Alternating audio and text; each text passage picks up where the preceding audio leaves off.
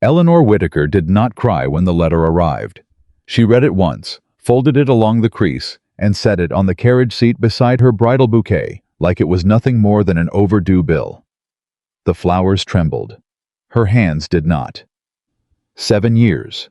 7 years she had given that man, and all he gave back was 7 words scrawled in ink that hadn't even dried.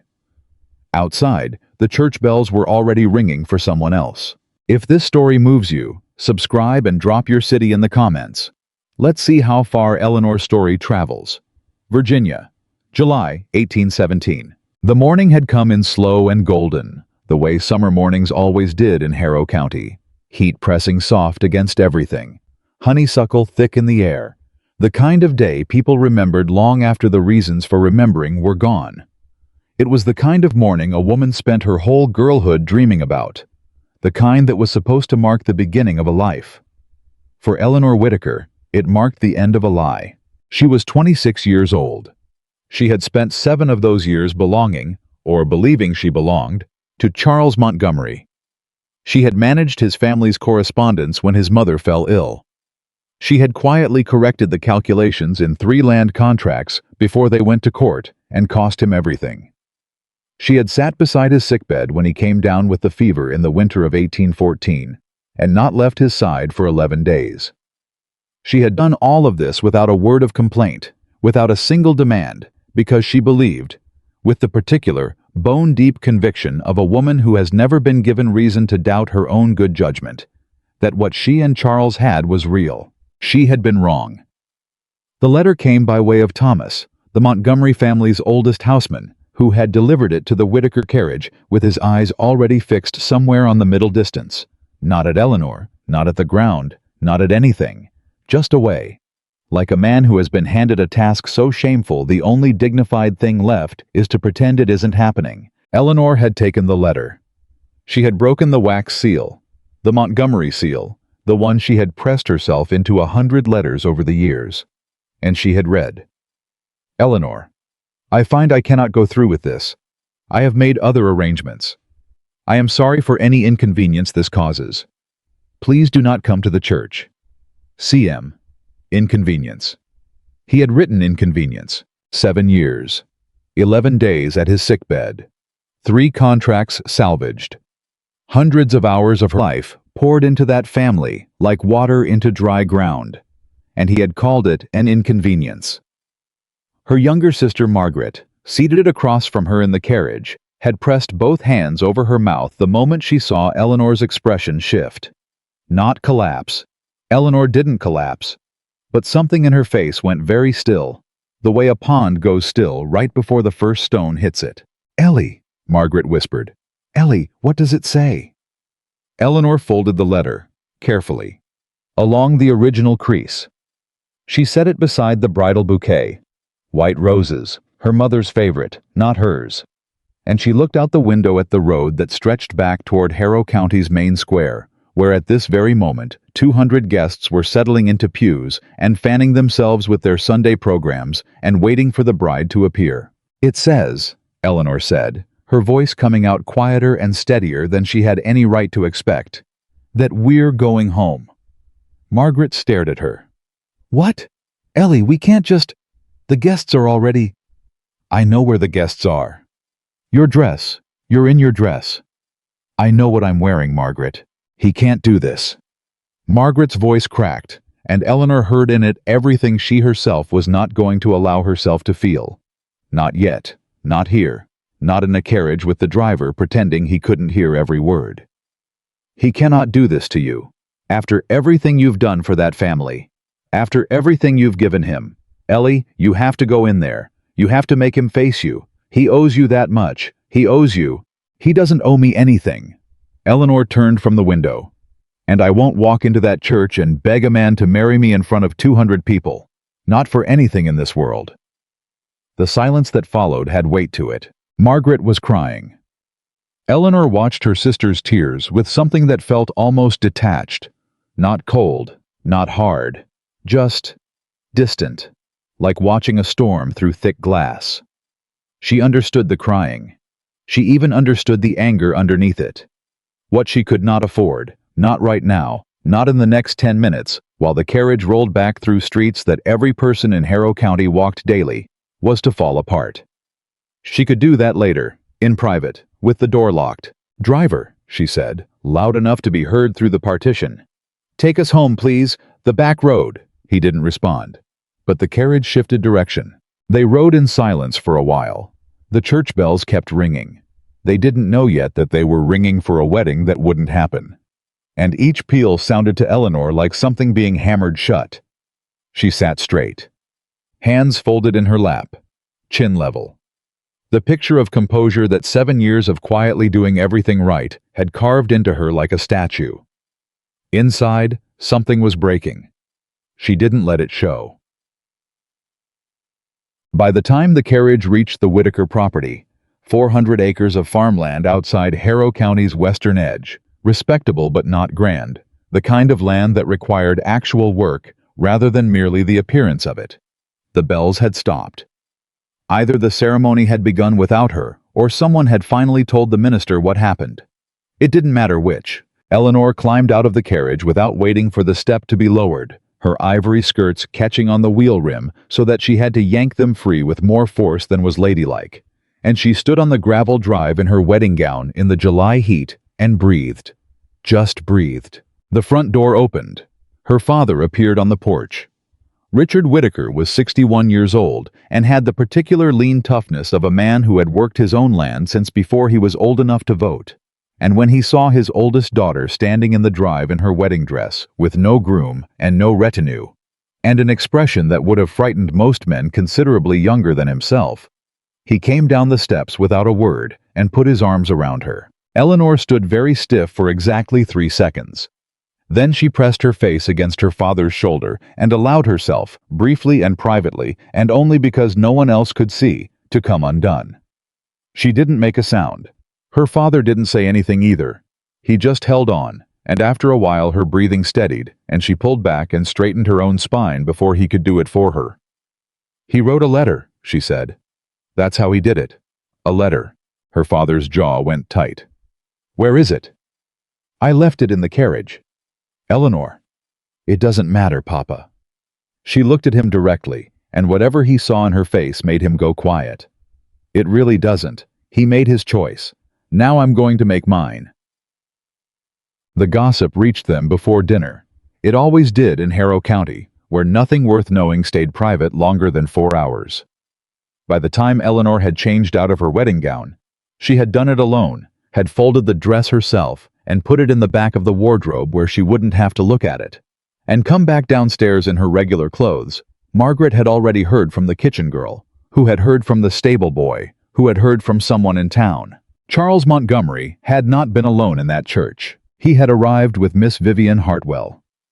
Vivian Hartwell, whose father owned the largest tobacco operation in 3 counties, and whose dowry, by all accounts, was considerable enough to rescue the Montgomery family's quietly deteriorating finances.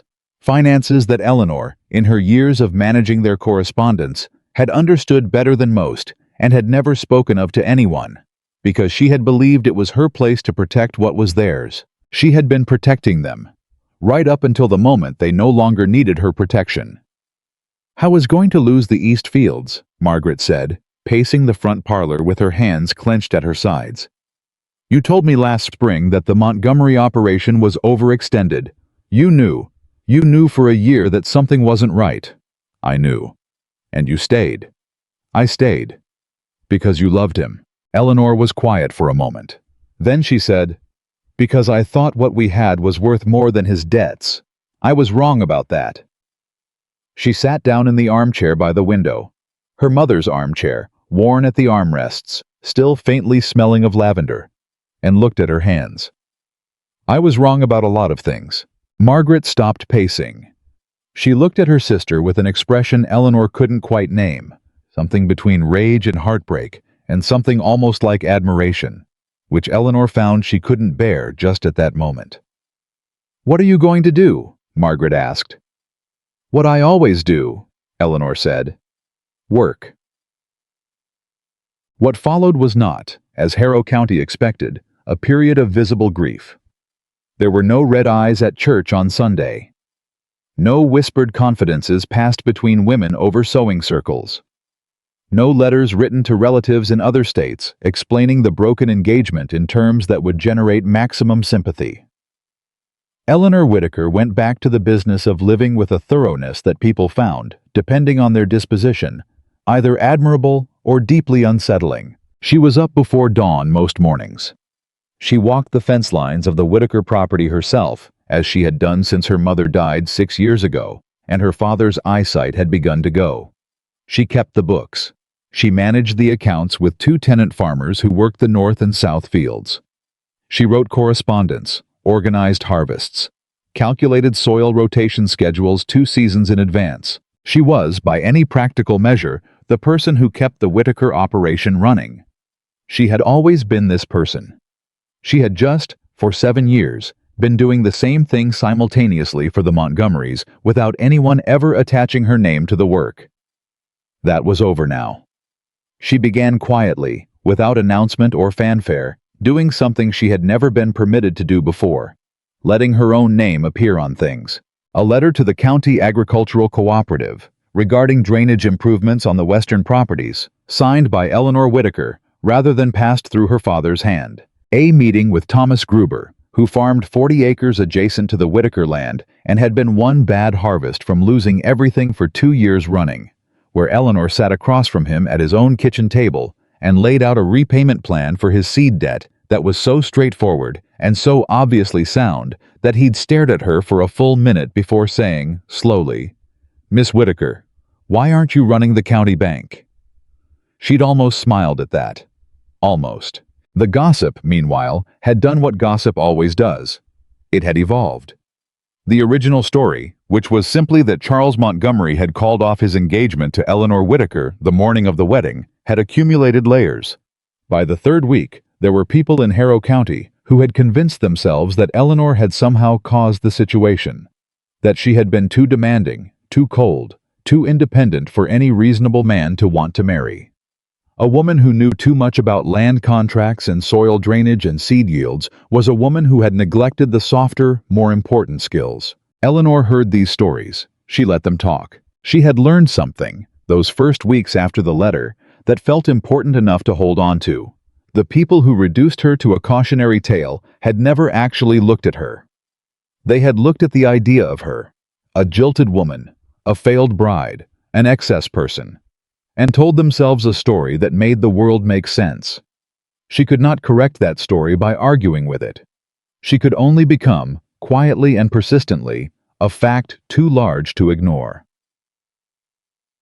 It was in late August, nearly 6 weeks after the wedding that hadn't happened, that Jonathan Caldwell came to Harrow County. He came, by all outward appearances, because he was purchasing farmland. He was a merchant from Boston, that much everyone knew, with interests in shipping and grain distribution that had made him, by his mid-30s, more financially secure than most men in Virginia twice his age. He was not particularly tall. He was not, by the standards Harrow County applied to such things, immediately striking. He had dark eyes that took everything in and gave back very little, and a stillness about him that some people read as arrogance and others, more accurately, as the particular quiet of a man who has learned that speaking less means people show you more of who they actually are. He came to the county to look at property. He stayed because of a rumor. The rumor had reached him, through the particularly efficient channels of Virginia's agricultural network, that somewhere in Harrow County there was a woman who had turned around 3 failing farms in 5 years without any of the farmers in question ever quite understanding how she'd done it. The story had reached Jonathan in fragments. An overheard conversation at the Fredericksburg Traders Exchange, a letter from a business associate who mentioned it in passing as an amusing local oddity, and he had filed it away in the part of his mind where he kept things that seemed small but probably weren't. High-mod inquiries. Carefully, because he had learned that direct questions in small counties produced guarded answers, but that if you asked sideways and listened to what people volunteered alongside what you asked, you got considerably closer to the truth. What he got, sideways, was this. The woman who had turned around those farms was Eleanor Whitaker. The same Eleanor Whitaker who had, 6 weeks prior, been abandoned on her wedding day. The same Eleanor Whitaker, who, and this part was offered with varying degrees of begrudging admiration by the people who shared it, had, according to Thomas Gruber and two other farmers whose debts she had restructured, more practical understanding of agricultural finance than anyone in the county, man or woman, and had never once taken credit for any of it. Jonathan sat with this information for 3 days. Then he asked to be introduced. The introduction happened, as these things tend to happen in small communities, by way of an intermediary. In this case, Reverend Aldous Finch, who was the kind of minister who understood that his congregation's practical needs were often as pressing as their spiritual ones, and who had known Eleanor Whitaker since she was a girl, and thought privately that whatever Charles Montgomery had done to her was a sin considerably more serious than the ones he was generally asked to address on Sundays. Reverend Finch arranged for Jonathan Caldwell to meet Eleanor Whitaker at the county cooperative's monthly meeting, which was as neutral and public a setting as one could hope for, and which Eleanor attended regularly, and Jonathan had a legitimate reason to visit, given his interest in local land purchases. Eleanor did not know she was being maneuvered. She had come to the meeting to discuss the cooperative's grain storage contract, which was up for renegotiation, and which she believed was being handled with a notable lack of attention to the long-term interests of the smaller farming operations in the county. She had brought notes. She had brought, specifically, a counter-proposal that she had spent 3 evenings drafting, and that laid out, in plain arithmetic, why the current terms favored the distributor over the producers by a margin that was going to hurt people badly within 2 harvest seasons. She was midway through presenting this to the cooperative's chairman when she became aware that someone new was in the room. Not because he announced himself. He didn't.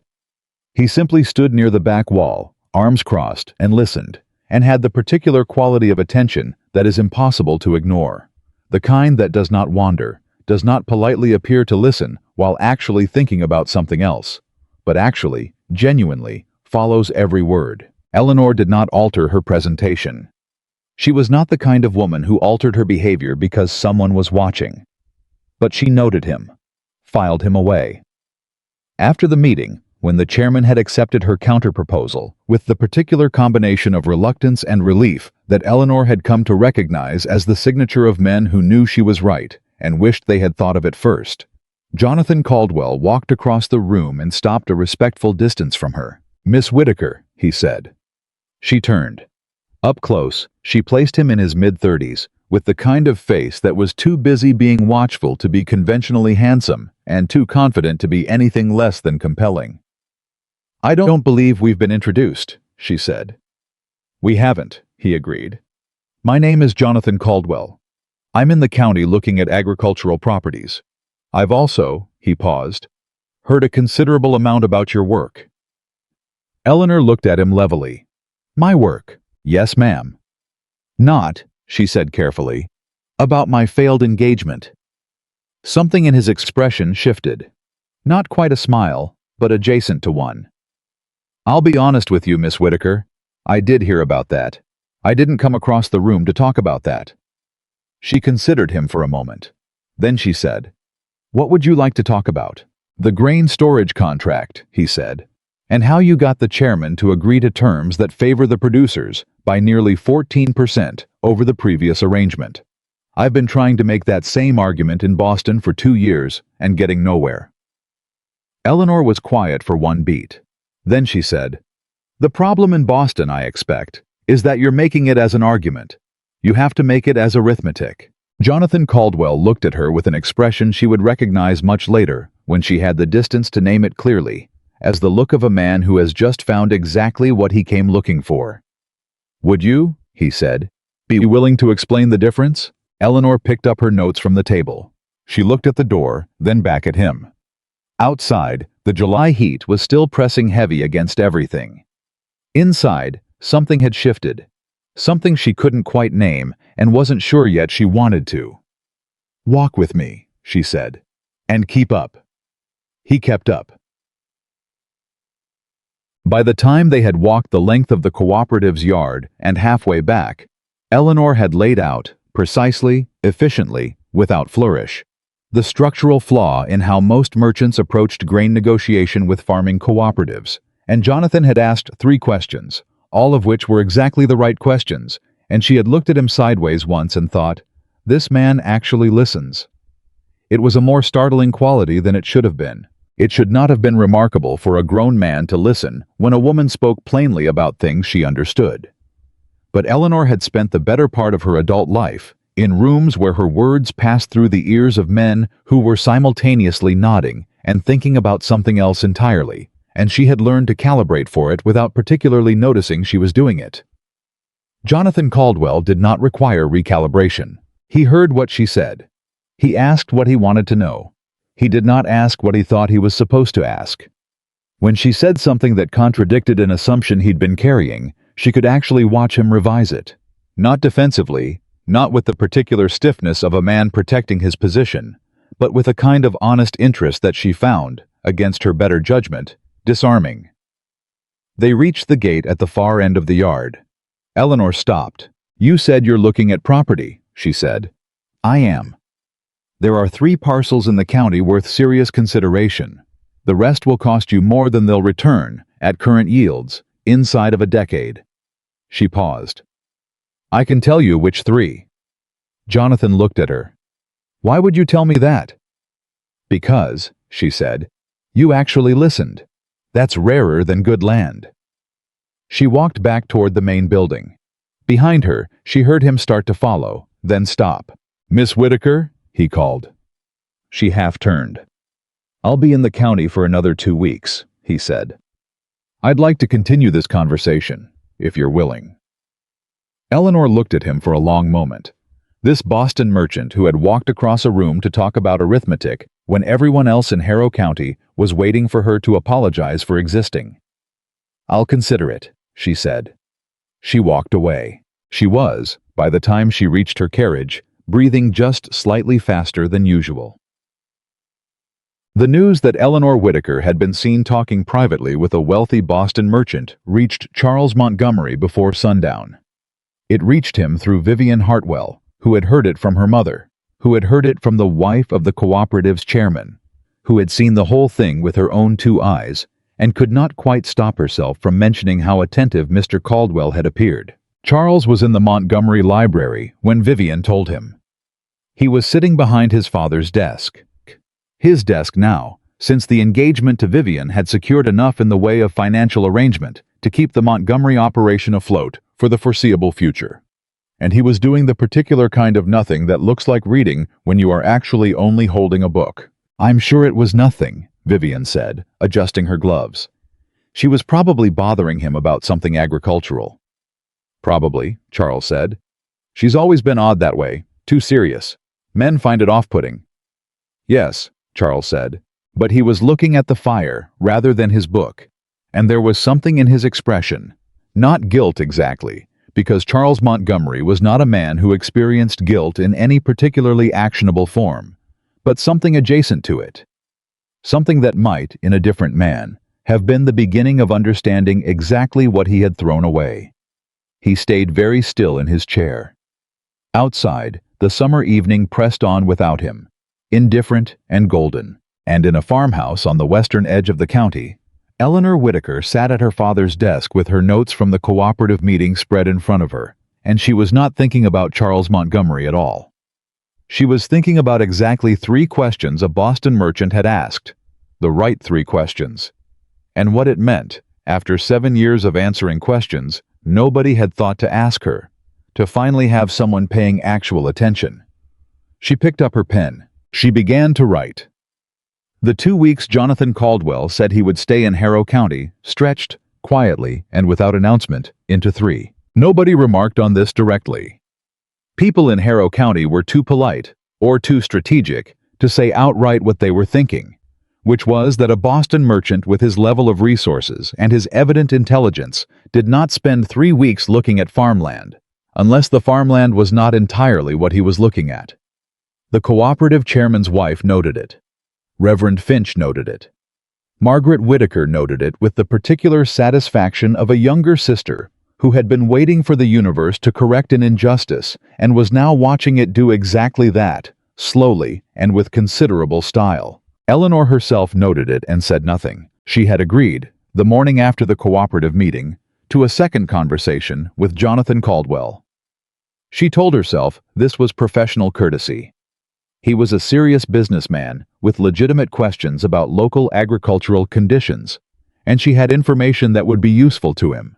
And there was no reason on earth why a grown woman of 26 could not conduct a straightforward professional exchange without anyone attaching significance to it. She believed this, more or less, for approximately 48 hours. The second conversation happened at the Whitaker property itself, because Jonathan had asked, with a directness she was coming to recognize as characteristic, whether he might see the land management system she had described at the cooperative meeting. Not the theory of it. The actual thing. The fence lines, the crop rotation markings, the drainage modifications she had designed herself 3 seasons ago, when the south field was flooding every second spring, and her father's suggested solution of simply abandoning the south field had struck her as the sort of thinking that lost families their land. She showed him. He walked beside her through the fields without speaking much, which she appreciated because most men filled silence with commentary, and most commentary was a way of asserting familiarity with things they'd only just encountered. Jonathan walked and looked, and when he said something it was a question, and the questions were specific enough that they told her something about the quality of his mind.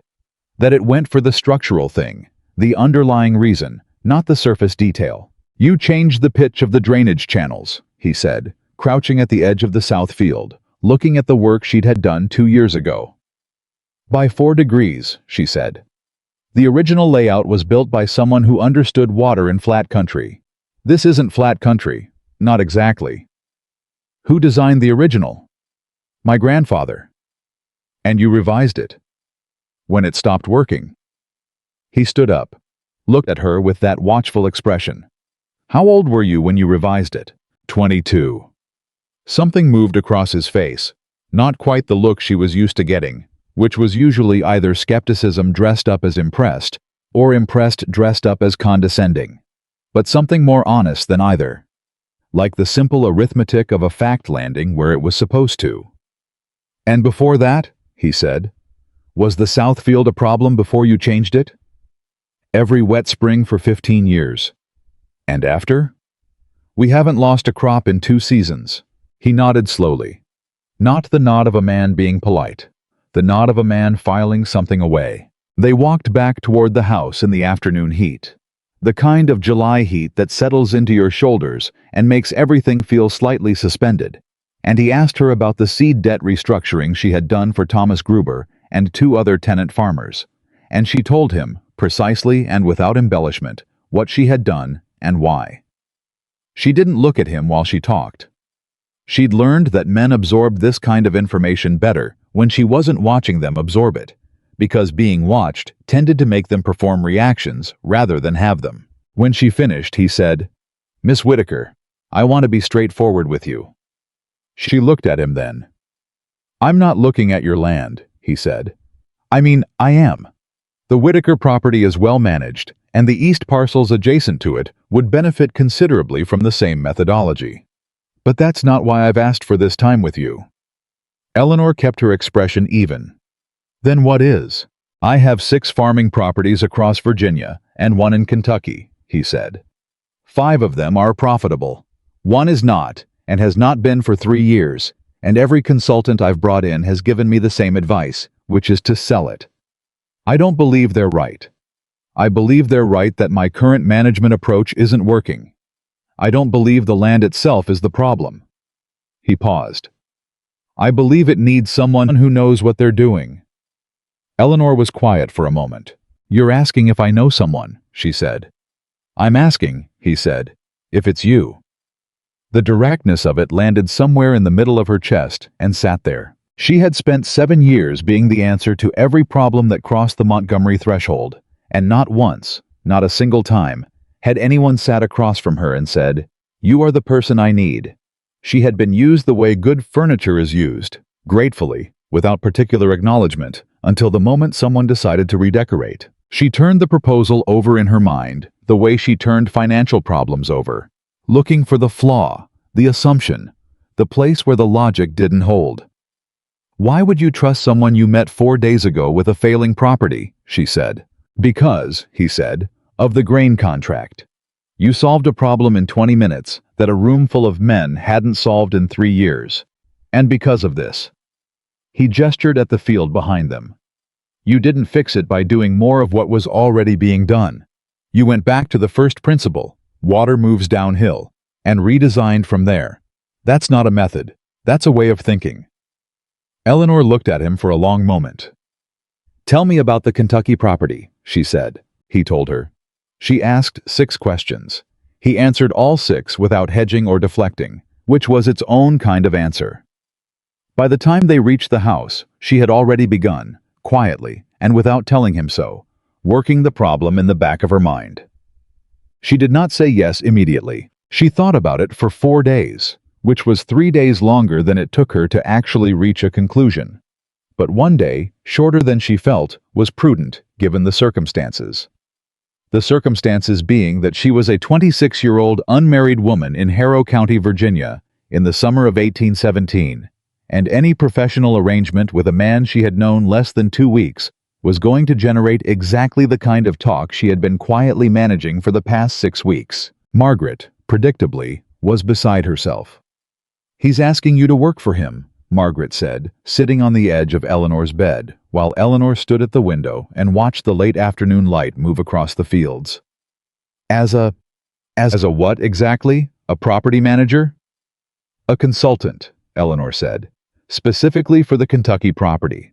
He'd want me to travel there in the fall, assess the situation, design a recovery plan, and oversee the first season of its implementation. Eleanor. Margaret's voice carried the particular weight of a younger sister who has run out of delicate ways to say something and has decided to say it directly. People will talk.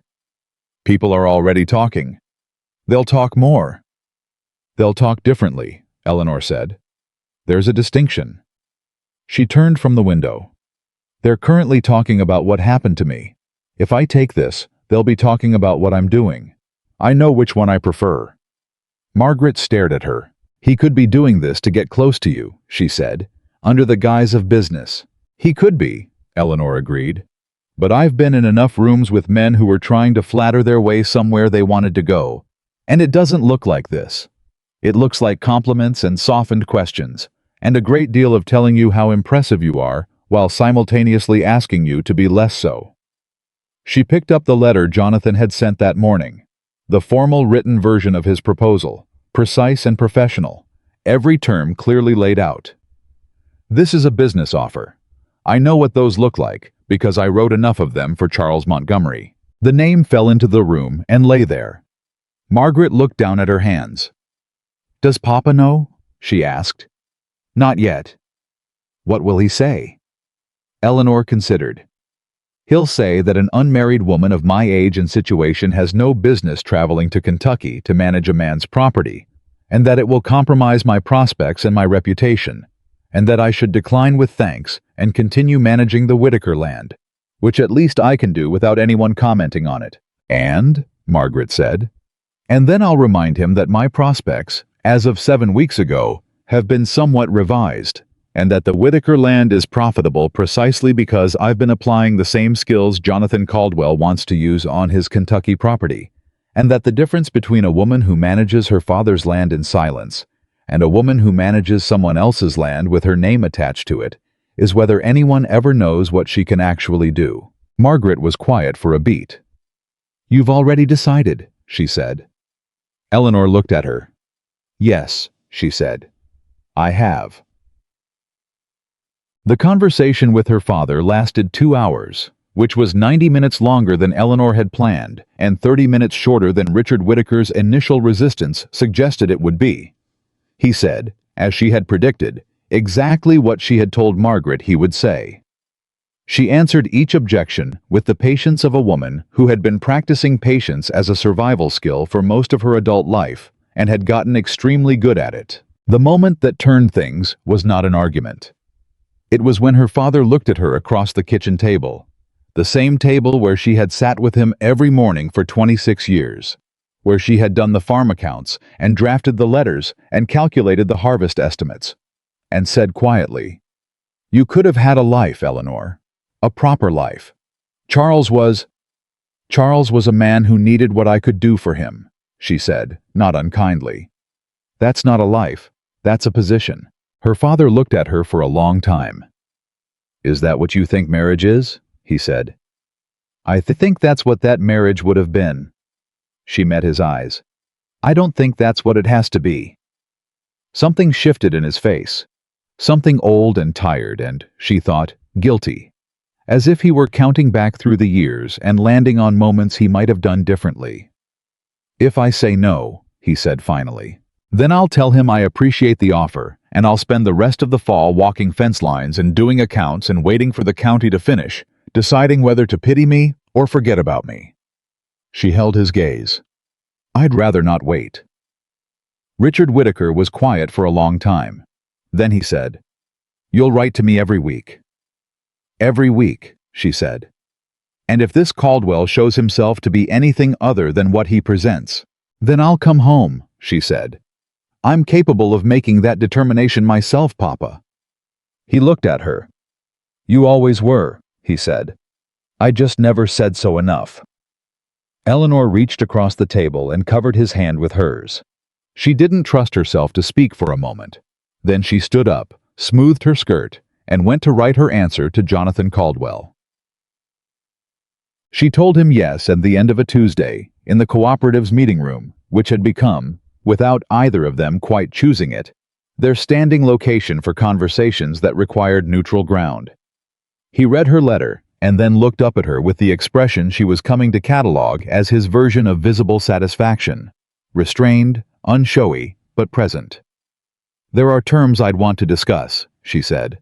Of course. Written terms, she said. Not a verbal understanding. I've worked under verbal understandings before, and I've found they have a way of becoming invisible when they're inconvenient. Something moved through his expression. A recognition, she thought, of what she meant without her having to say it. Agreed, he said. I want final authority on any management decision regarding the Kentucky property for the duration of the consulting arrangement. If you want to override a decision I make, that's your prerogative, but I want it in writing that the override is yours, not a revision of my recommendation. Why? He said. Not challenging. Actually asking. Because if the property recovers, I want it to be clear that the recovery was the result of the methodology I designed.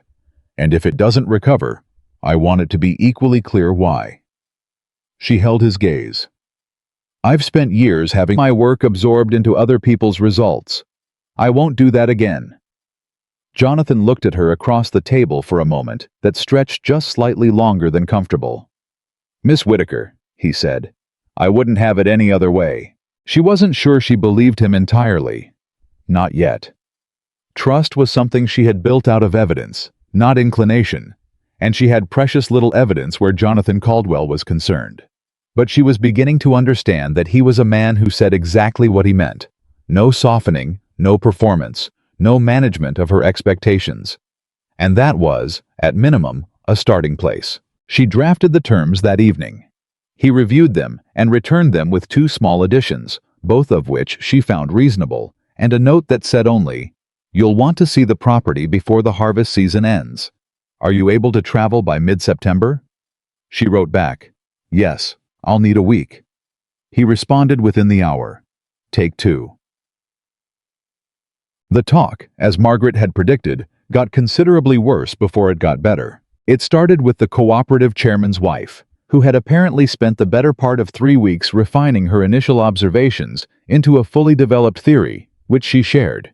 At a church social in the first week of September, with the particular confidence of a woman who believes she is simply being honest, that Eleanor Whittaker had, in the wake of being abandoned by a perfectly acceptable man, decided to chase after a Boston merchant in a manner that was, at best, desperate, and, at worst, something she would not name in a church, but everyone present understood. Eleanor was not at the church social.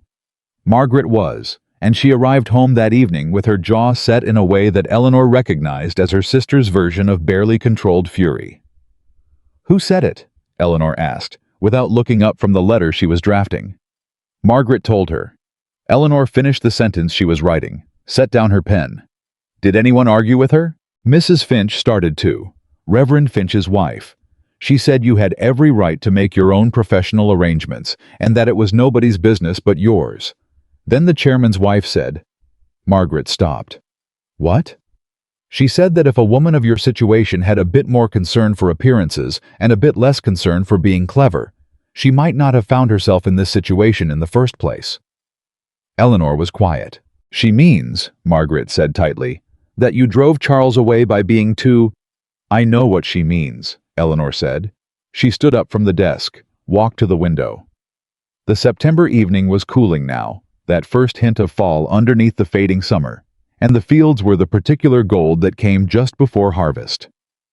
Eleanor, Margaret said, you can't just ignore this. It's going to follow you. When you leave for Kentucky, they're going to say whatever they decide to say. She turned around. And none of it will be true. And the ones who matter will know it isn't true. And the ones who don't matter— She paused. Well, I've never found a way to control what small people do with their small thoughts.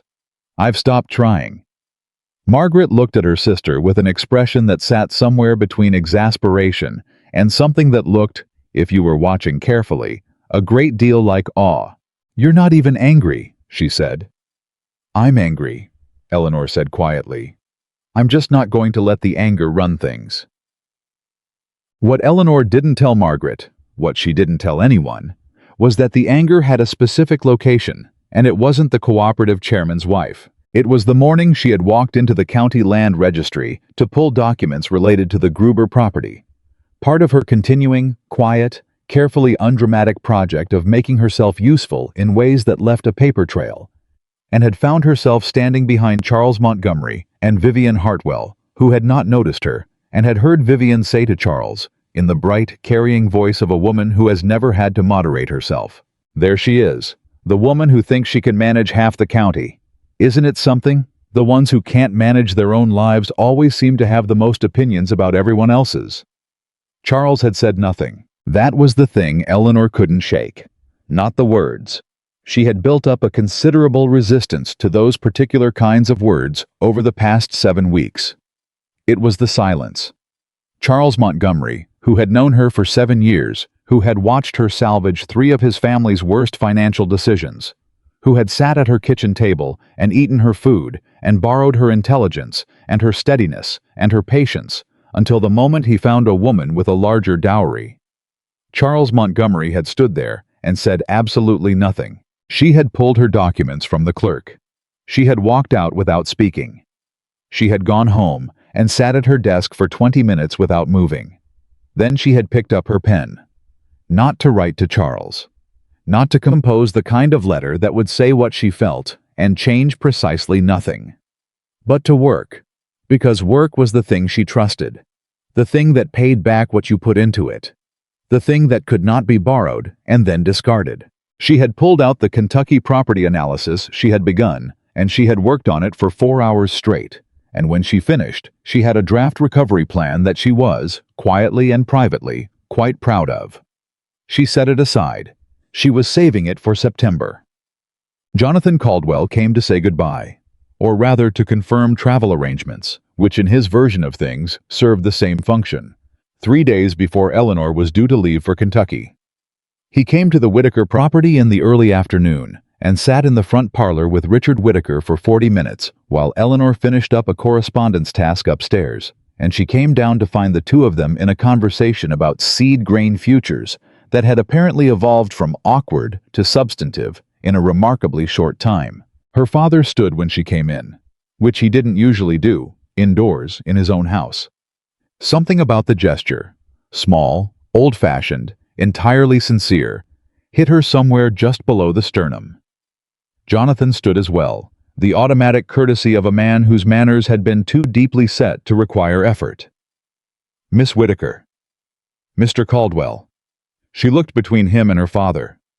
"I hope I haven't interrupted. Your father," Jonathan said, "was telling me about the Southfield drainage project." Eleanor looked at her father. Richard Whitaker had the expression of a man who had started talking and then found himself saying considerably more than he'd intended, which for him was unusual and somewhat exposed looking. "I was telling him you designed the whole thing yourself," he said. When you were 22. While I was down with my back and couldn't. He stopped, cleared his throat. I was telling him it worked. Eleanor looked at her father. He didn't quite meet her eyes. Yes, she said, after a moment. It worked.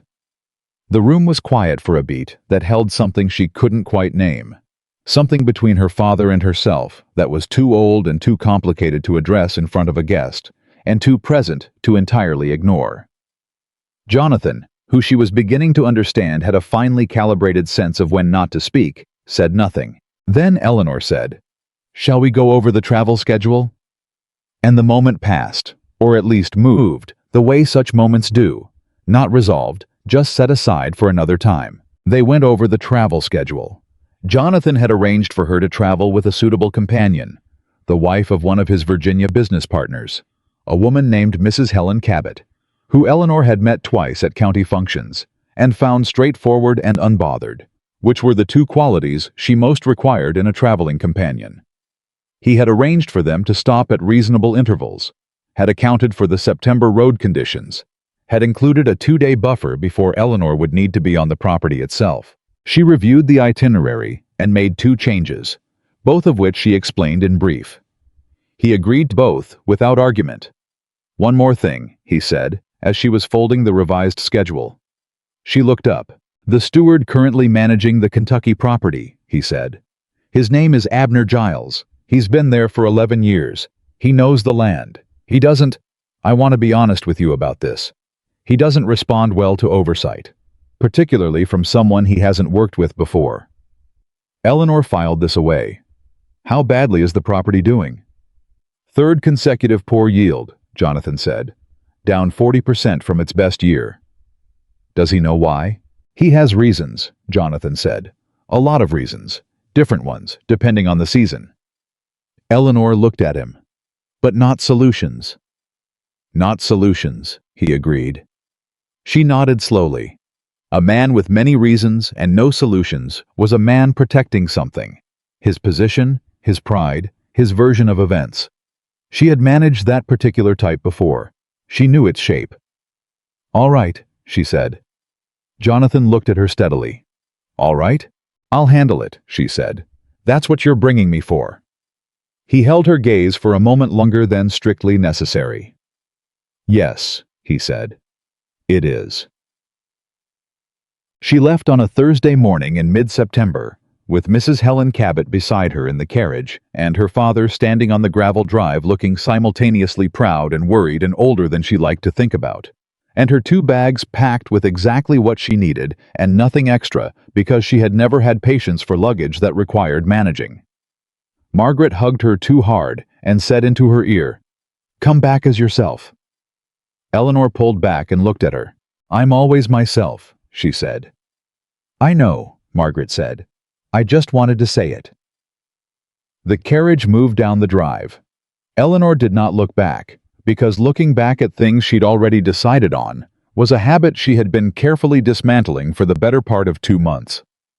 She looked forward, at the road, at the particular quality of September light that made everything feel both ending and about to begin. Mrs. Cabot, who was 61 and had outlived 2 husbands and 3 business ventures, and had the particular ease of a woman who has been through enough that very little surprises her anymore, looked at Eleanor and said, "First time traveling for work?" "First time traveling for work with my name on it," Eleanor said. Mrs. Cabot nodded. "Feels different," she said. "Doesn't it?" It wasn't a question. Eleanor looked out at the road ahead. The fields they were passing were gold and heavy, loaded with the weight of the harvest season, everything ripe and dense and exactly on the edge of fullness. "Yes," she said. She settled back against the seat. Behind them, Harrow County was already receding. The gossip, the pity, the careful calibrations of who she was allowed to be in a place that had known her since birth, and had consequently built a box for her approximately the size of Charles Montgomery's requirements. She was leaving the box behind. She wasn't sure yet what she was driving toward. She had a failing property and a resistant steward and a set of terms in a leather document case on the seat beside her, and a way of thinking about problems that had served her reliably when nobody was watching and was now going to be tested in plain sight. That was enough. That was, in fact, considerably more than she'd had 6 weeks ago, standing on a gravel drive in a wedding gown with a letter in her hand, and 7 words dismantling 7 years. She had come a long way from that morning. She intended to go considerably further.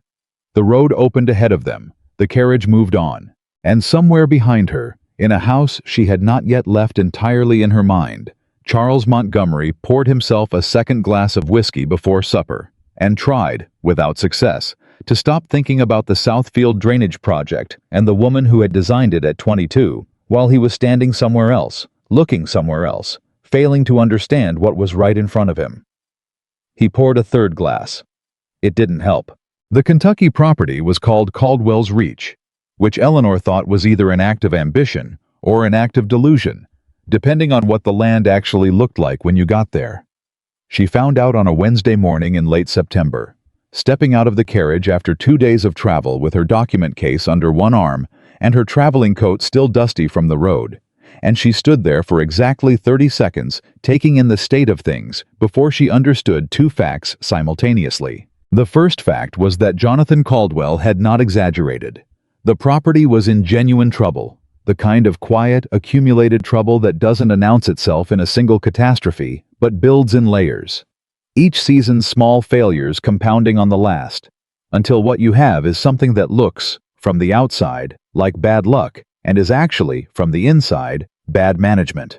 The second fact was that Abner Giles had known she was coming, and had spent considerable time deciding how to receive her. Howe was standing on the main house's porch when she arrived, arms folded, a man somewhere in his mid-50s with the particular weathered quality of someone who has worked outdoors for 30 years and believes this constitutes a form of authority that supersedes most other kinds. He was not hostile, exactly. Hostility would have been simpler. He was performing the specific courtesy of a man who has already made up his mind and is showing very good manners about it. "Miss Whitaker," he said. "Mr. Giles." She climbed the porch steps without waiting to be invited. "I'd like to walk the property before we sit down, starting with the East Fields." He blinked. "Ma'am, you've only just arrived. You'll want to—" "I'll want to see the fields," she said, setting her case inside the door. "Before the morning light changes. Are you coming, or should I go alone?" He came. She walked the East Fields at a pace that she could see, from the corner of her eye, he had not expected. Not a lady's pace, not a tour, but the purposeful stride of someone taking inventory. She looked at the soil. She crouched twice without comment to examine drainage conditions. She asked him 3 questions in the first 20 minutes. What rotation schedule he was using, what the yield records showed for the past 5 seasons, and why the northeast corner of the field had been left unplanted. He answered the first 2 with fluency and the third with a pause that told her exactly as much as an answer would have. "Drainage problem?" she said. "Some," he said. "We've been meaning to address it." "For how long?" Another pause. 2 seasons. Eleanor straightened up and looked at him directly. "Mr. Giles, I'm not here to find fault for its own sake. I'm here because this property is losing money that it doesn't need to be losing, and Mr. Caldwell has asked me to find out why and fix it. That's easier if we're honest with each other from the start. It's considerably harder if we spend the next 2 weeks dancing around things." She held his gaze. "Which would you prefer?" He looked at her for a long moment, the kind of look that is taking measure. "You're younger than I expected," he said finally. "I am," she agreed. "Does that change the arithmetic on the northeast corner?" Something shifted in his expression. Not warmth, not yet, but a recalibration. The look of a man who has prepared for a particular kind of opponent and encountered something else entirely. "No," he said slowly. "I reckon it don't." "Good," she said. "Show me the irrigation channels." Duh. By the end of the first day, Eleanor had a clear picture of the property's problems, which were not mysterious and not the result of bad land. They were the result of 11 years of incrementally widening gaps between what should be done and what was comfortable to do. A steward who had been left largely unsupervised and had responded to that freedom by optimizing for stability rather than growth, and who had over time built such a complete internal logic around his management decisions that he had stopped noticing they were failing. Abner Giles was not a dishonest man. She had encountered dishonest men. She had untangled 3 of Charles Montgomery's dealings with them. And they had a specific texture, a way of answering that moved sideways when it should move straight. Giles didn't do that. He answered straight. He was just wrong, and had been wrong for long enough that the wrongness had become invisible to him. That night, she sat at the desk in the room they'd prepared for her, and wrote 4 pages of notes, and then wrote a letter to Jonathan that began, "The land is fine. The management methodology has calcified. I can fix this, but Giles will need to agree to a fundamental revision of the rotation and drainage approach, and he is going to resist it, because agreeing means acknowledging that the past 3 years of declining yield are directly traceable to decisions he made. I need to know how much authority I actually have here." She sent it the next morning. His reply came 5 days later, which was as fast as the post could reasonably manage between Kentucky and wherever he was in Virginia. It said, "Whatever authority you need, J.C." She folded the letter and put it in her document case. Then she went to find Abner Giles. The conversation took 3 hours and was, by any measure, the most sustained and difficult professional negotiation Eleanor had conducted since the time she had spent 4 days talking a Harrow County bank officer out of calling in a note on the Montgomery estate. A negotiation that had saved Charles's family considerable grief, and that Charles had never known she had done, because she had done it through intermediaries in his name while he was fox hunting in Fredericksburg. This was different, because this time she was doing it in her own name. She laid out the problem first, because she had found that leading with the solution before a man understood the problem made him feel managed, and a man who felt managed stopped listening. She showed Giles the yield records side by side. His first 3 years, the middle years, the past 3. She showed him where the decline began and what had changed in the management approach at that point. She did not say, "You caused this." She said, "This is where the land started responding differently. Here's what changed." Giles was quiet for a long time when she finished. "You're saying I ruined the northeast field," he said. "I'm saying the northeast field has been undertreated for 2 seasons, and it's lost productivity because of it," she said. "That's a problem we can correct. Ruined and correctable are not the same thing. You're splitting a hair." "I'm making a distinction that matters," she said, "because one of those framings ends the conversation and the other one starts it." He looked at her. Then he looked at the yield records she'd spread across the table. "I didn't see it happening," he said. The words came out roughly, with the particular difficulty of a man admitting something he'd have preferred not to admit in front of anyone, let alone a 26-year-old woman from Virginia. "No," she said. "I know. That's how this kind of problem works. It's not a single bad decision. It's 100 small ones, each one reasonable on its own, until the accumulation tips." She paused.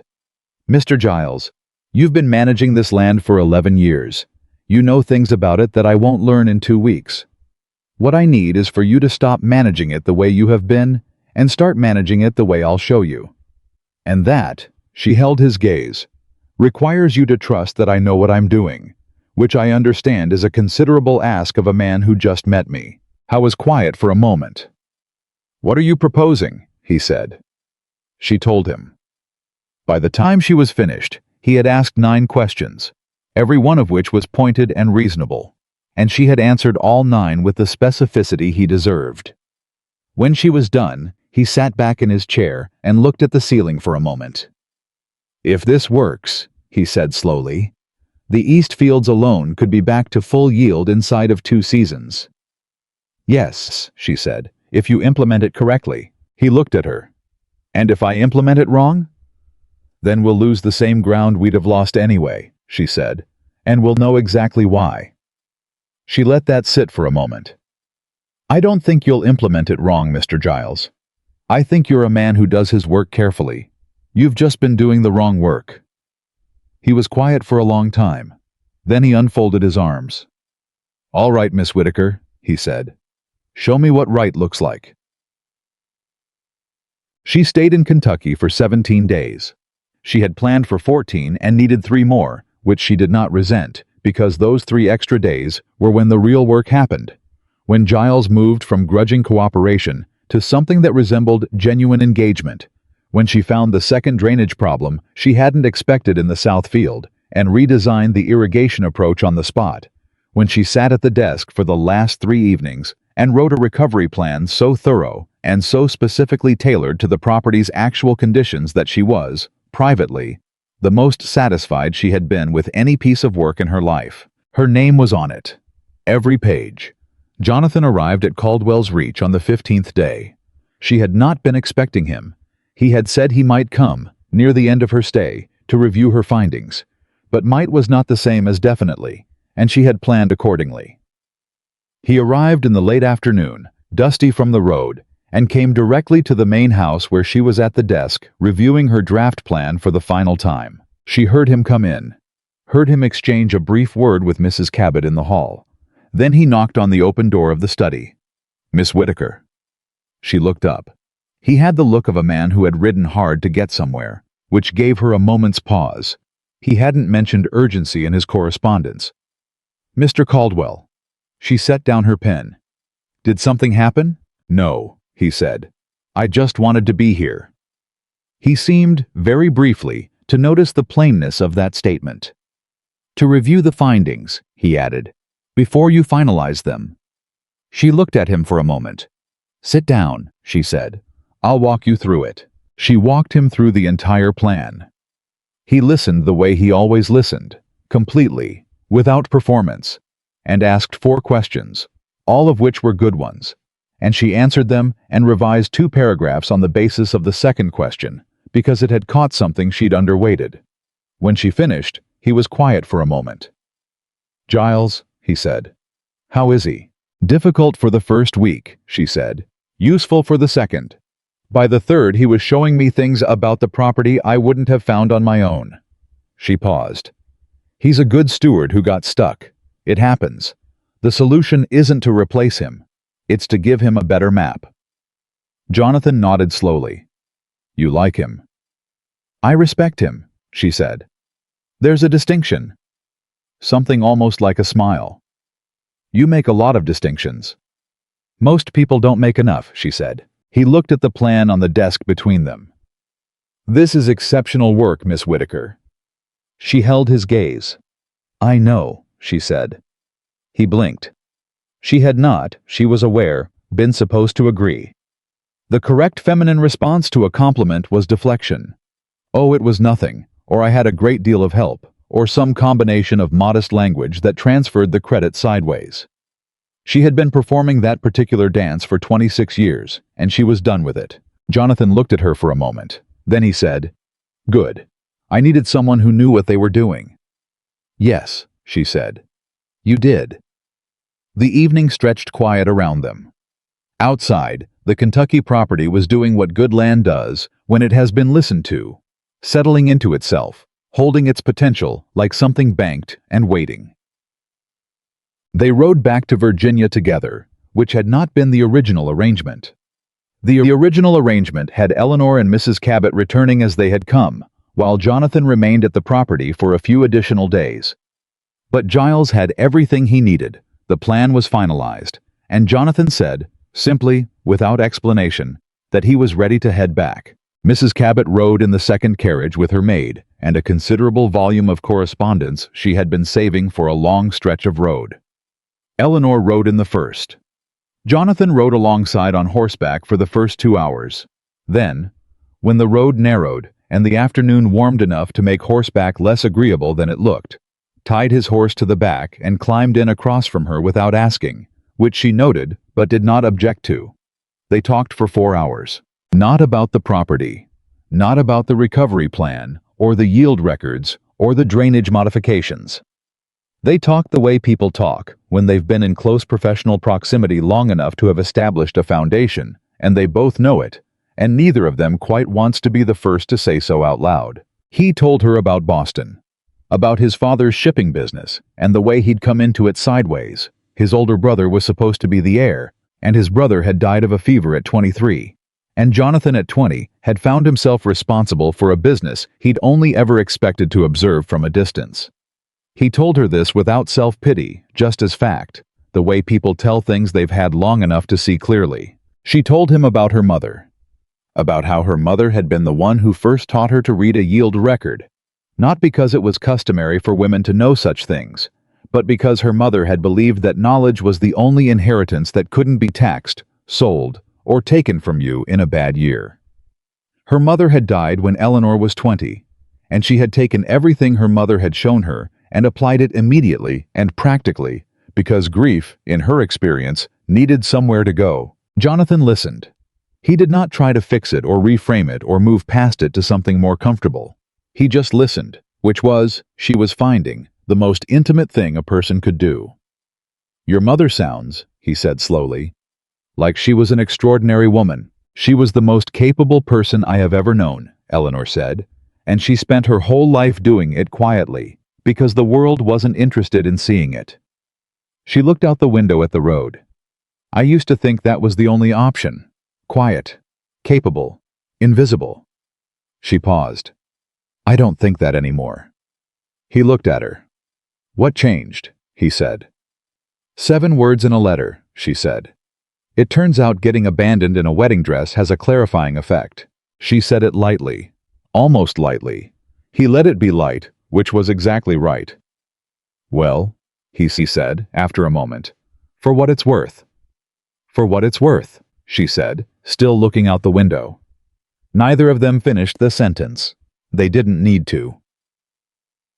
They arrived back in Harrow County on a Thursday afternoon in early October, with the trees turned and the harvest smell thick in the air, and the particular combination of relief and resistance that Eleanor associated with returning to a place that knew her before she had decided who she was going to be. The gossip had evolved in her absence. She learned this from Margaret within approximately 20 minutes of arriving home, her traveling case still in the hall, her coat not yet off. "The cooperative chairman's wife," Margaret said, in the tone of a woman delivering a report she finds genuinely objectionable, "has been telling people that you went to Kentucky because Jonathan Caldwell paid your passage, and that there's nothing professional about any of it, and that the Whittaker family should be ashamed of letting it happen." Eleanor took off her coat, hung it on the hook behind the door. "What do people say when she says that?" she asked. "Some of them agree," Margaret said. "Some of them don't say anything. Mrs. Finch told her directly that it was slander and she ought to be careful, and the chairman's wife said that she was only saying what everyone was thinking." Margaret paused.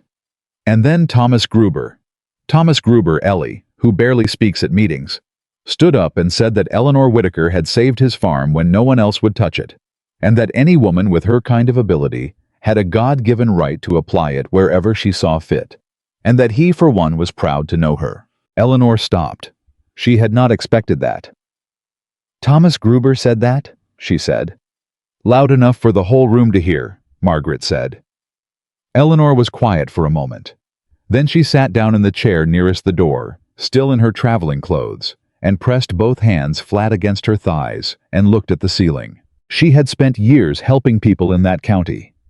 Years doing it quietly, without credit, without expectation, with nothing more than the understanding that it was the right thing to do and the knowledge that she would never receive acknowledgement for it.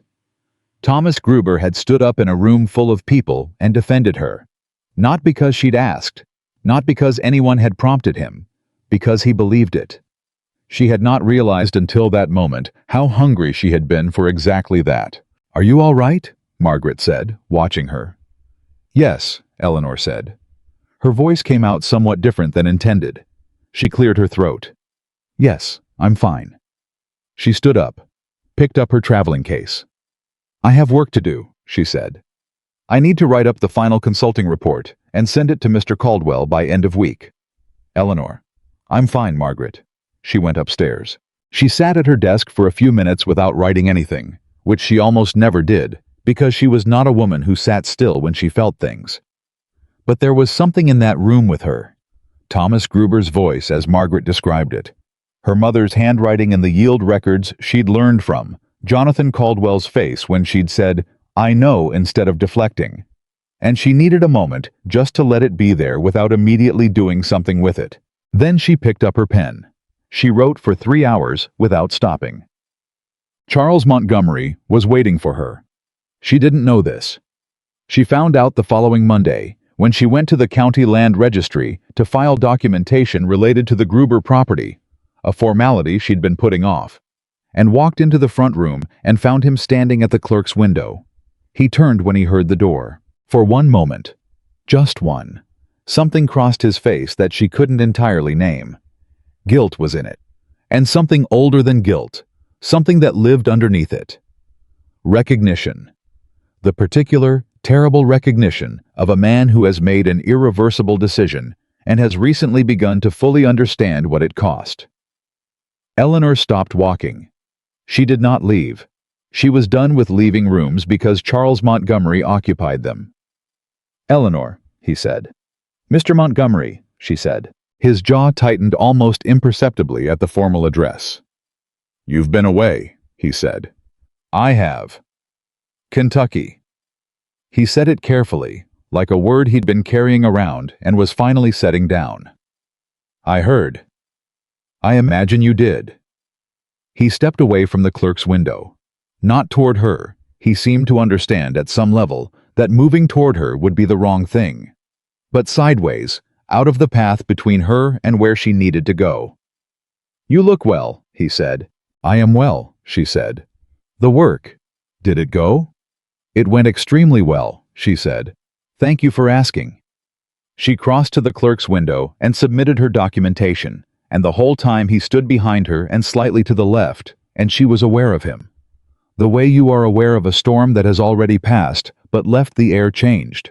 Not threatening, not ongoing, just present, with all the specific gravity of something that used to be your entire weather. When she turned around, he was still standing there. "I owe you an apology," he said. She looked at him. "I know that's not—" He stopped, started again. "There's no apology that—" He stopped again. "What I did was—" "Charles," she said, and her voice came out quieter than she'd intended, but steady.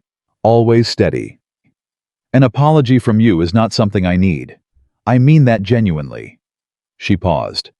"What you did was the most honest thing you ever did in 7 years. You showed me exactly what you valued. I just—" She took a breath. "I just needed to see it clearly." He looked at her. "Are you happy?" he said. It came out rough, like he hadn't meant to say it but couldn't stop it. Eleanor considered the question. It deserved a real answer rather than a polished one. "I'm useful," she said. "My name is on my work. People in this county know what I can do." She held his gaze. "I'm becoming, for the first time, exactly who I was always capable of being. So yes, as a matter of fact, I am." He had nothing to say to that. She had not expected him to. She picked up her receipt from the clerk, tucked it into her document case, and walked out of the land registry into the October air. She did not look back. She had stopped looking back somewhere around the Kentucky state line, and she intended to keep going. The letter from Jonathan Caldwell arrived that same afternoon, which was the kind of timing that life occasionally produces without irony. She opened it at the kitchen table, while her father read his own correspondence, and Margaret pretended not to watch. It was longer than his usual letters, which tended toward brevity with the occasional moment of unexpected directness. This one ran to 3 pages, which she noted even before she started reading. The first page was professional. His review of the final consulting report, his agreement with the recovery plan, his notes for Abner Giles, which he had already sent separately. Clear, precise, efficient. Exactly what she expected. The second page began professionally and became something else. He wrote, "I want to say plainly what I perhaps have not said plainly enough.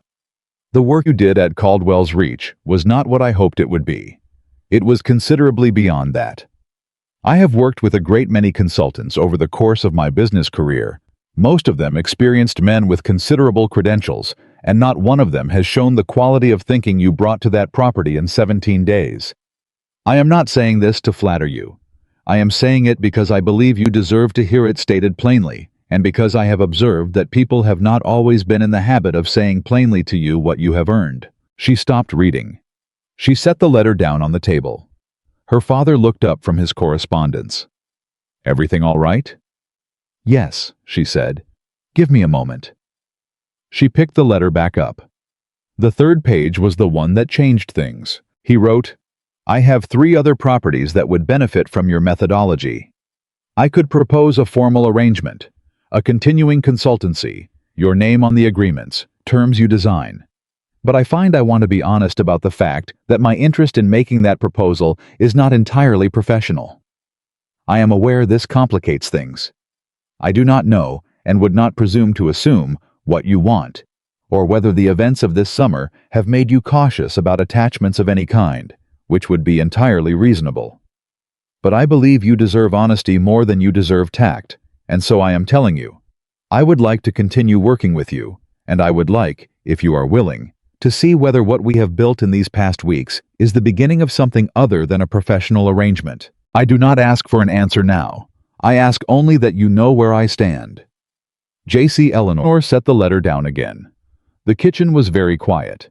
Her father was looking at her now with the open curiosity of a man who has given up pretending he isn't paying attention. Margaret had gone entirely still. "What does it say?" Margaret finally asked. Eleanor looked at the letter for a moment. At the 3 pages of Jonathan Caldwell's handwriting. The careful first page. The second page where the careful started to give way. The third page that was the most honest thing a man had said to her in years. "It says," she said slowly, "that I have some thinking to do." Margaret leaned forward. "What kind of—" "The productive kind," Eleanor said. She stood up from the table, taking the letter with her. "I'm going to walk the fence lines." "It's almost dark," her father said. "I know the lines by heart," she said. She went out the back door into the October evening and walked the familiar perimeter of the Whitaker property. The same ground she had walked 1,000 times. The same fence lines she had repaired and restaked and mapped so thoroughly she could have done it blind. And she read the letter twice more as she walked, not because she hadn't understood the first time, but because she wanted to be sure she was understanding it the right way, with both her head and the part of herself she had spent 7 years subordinating to other people's needs. Jonathan Caldwell had not asked her to be less. He had not required her to be quieter, or more decorative, or more willing to let her work carry someone else's name. He had, in 3 pages, said, "I see what you are. I want that to continue." She reached the south fence line, stopped, put her hand on one of the posts she had restaked herself 4 years ago, after a particularly bad ice storm had pulled 3 of them out of the ground while her father was bedridden. The post held. She looked out over the dark fields. She was 26 years old. She had survived being abandoned in a wedding dress. She had restructured a failing property in 17 days. She had walked out of a conversation with her former almost husband and felt, genuinely and without performance, free. She had a consulting report with her name on it, a county farmer who had stood up in a room and defended her, and a letter in her hand from a man who had listened, actually listened, from the first conversation. She had not expected any of this when she stood on the gravel drive in July in her ivory gown. She thought about what Margaret had said, hugging her before Kentucky. "Come back as yourself." She had, and then some. She folded the letter carefully and put it in her coat pocket. She had some thinking to do. But standing there in the October dark, with the solid Kentucky-tested ground of her own work under her feet and the post holding under her hand, she thought she already knew what she was going to think. She turned and walked back toward the house. The lights were on in the windows. Her father, her sister, the life she'd built out of the rubble of the one she'd expected to have.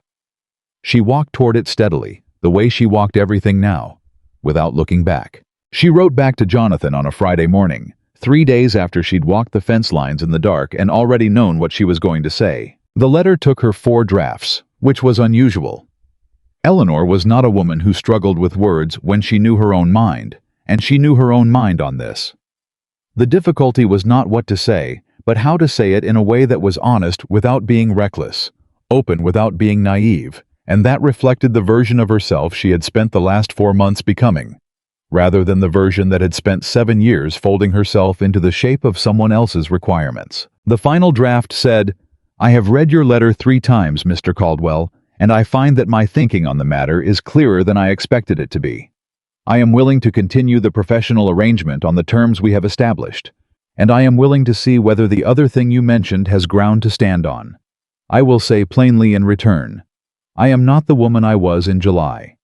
I don't mean that as a warning. I mean it as a fact you should have before you decide whether your interest survives the information. The woman in July was capable and hardworking and had spent 7 years making herself useful to someone who did not see her clearly. I have no intention of doing that again. If that is acceptable to you, then yes. Let's find out what this is. E.W. She sealed it before she could revise it a 5th time.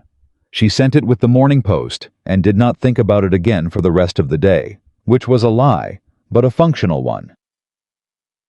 Jonathan arrived in Harrow County 2 weeks later. He came on a Tuesday, which she had not expected. His letter confirming he would visit had said Thursday, and she was at the cooperative meeting, arguing with the grain distributor's new representative about a clause in the renegotiated contract that had been quietly reinserted in a form she found substantially different from what she had agreed to, when she looked up and saw him standing in the doorway. He had not announced himself. He was just there, in the frame of the door, watching her with that particular quality of attention she had categorized months ago as his version of being entirely present. She looked at him for exactly 1 second. Then she turned back to the distributor's representative. The clause on page 4, she said, setting her finger on the relevant line, reads, subject to distributor discretion, where the agreed language was subject to mutual agreement. That is not the same thing. I need to know which of those phrases appears in the version your principal has signed. The representative, a young man who had come to the meeting considerably more confident than the situation warranted, shifted in his chair. Miss Whitaker, the intent of the language. The intent of language in a contract, she said, is the language, not what someone meant by it, not how it felt when they wrote it, the words. She held his gaze. Which version did your principal sign? A pause. I'd have to confirm. Please do, she said. We'll wait. She looked back at the doorway. Jonathan had not moved. He was watching her with an expression she was coming to read with increasing precision. Not the almost smile, but the thing underneath it. The thing that was quieter and more specific, and, she was fairly certain, considerably more serious. She looked away. The distributor's representative confirmed, 10 minutes later, that his principal had signed the version with her language. The clause would be corrected. The meeting ended. People filed out with the particular mix of relief and residual tension that followed productive confrontations. And Eleanor gathered her papers, and when she looked up again, Jonathan was still in the doorway, but the doorway was now otherwise empty. You're early, she said. The road was better than I expected, he said. She walked toward him. How long have you been standing there? Long enough, he said.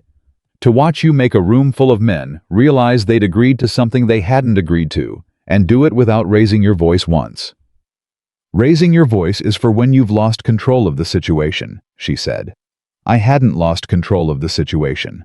He held the door open for her.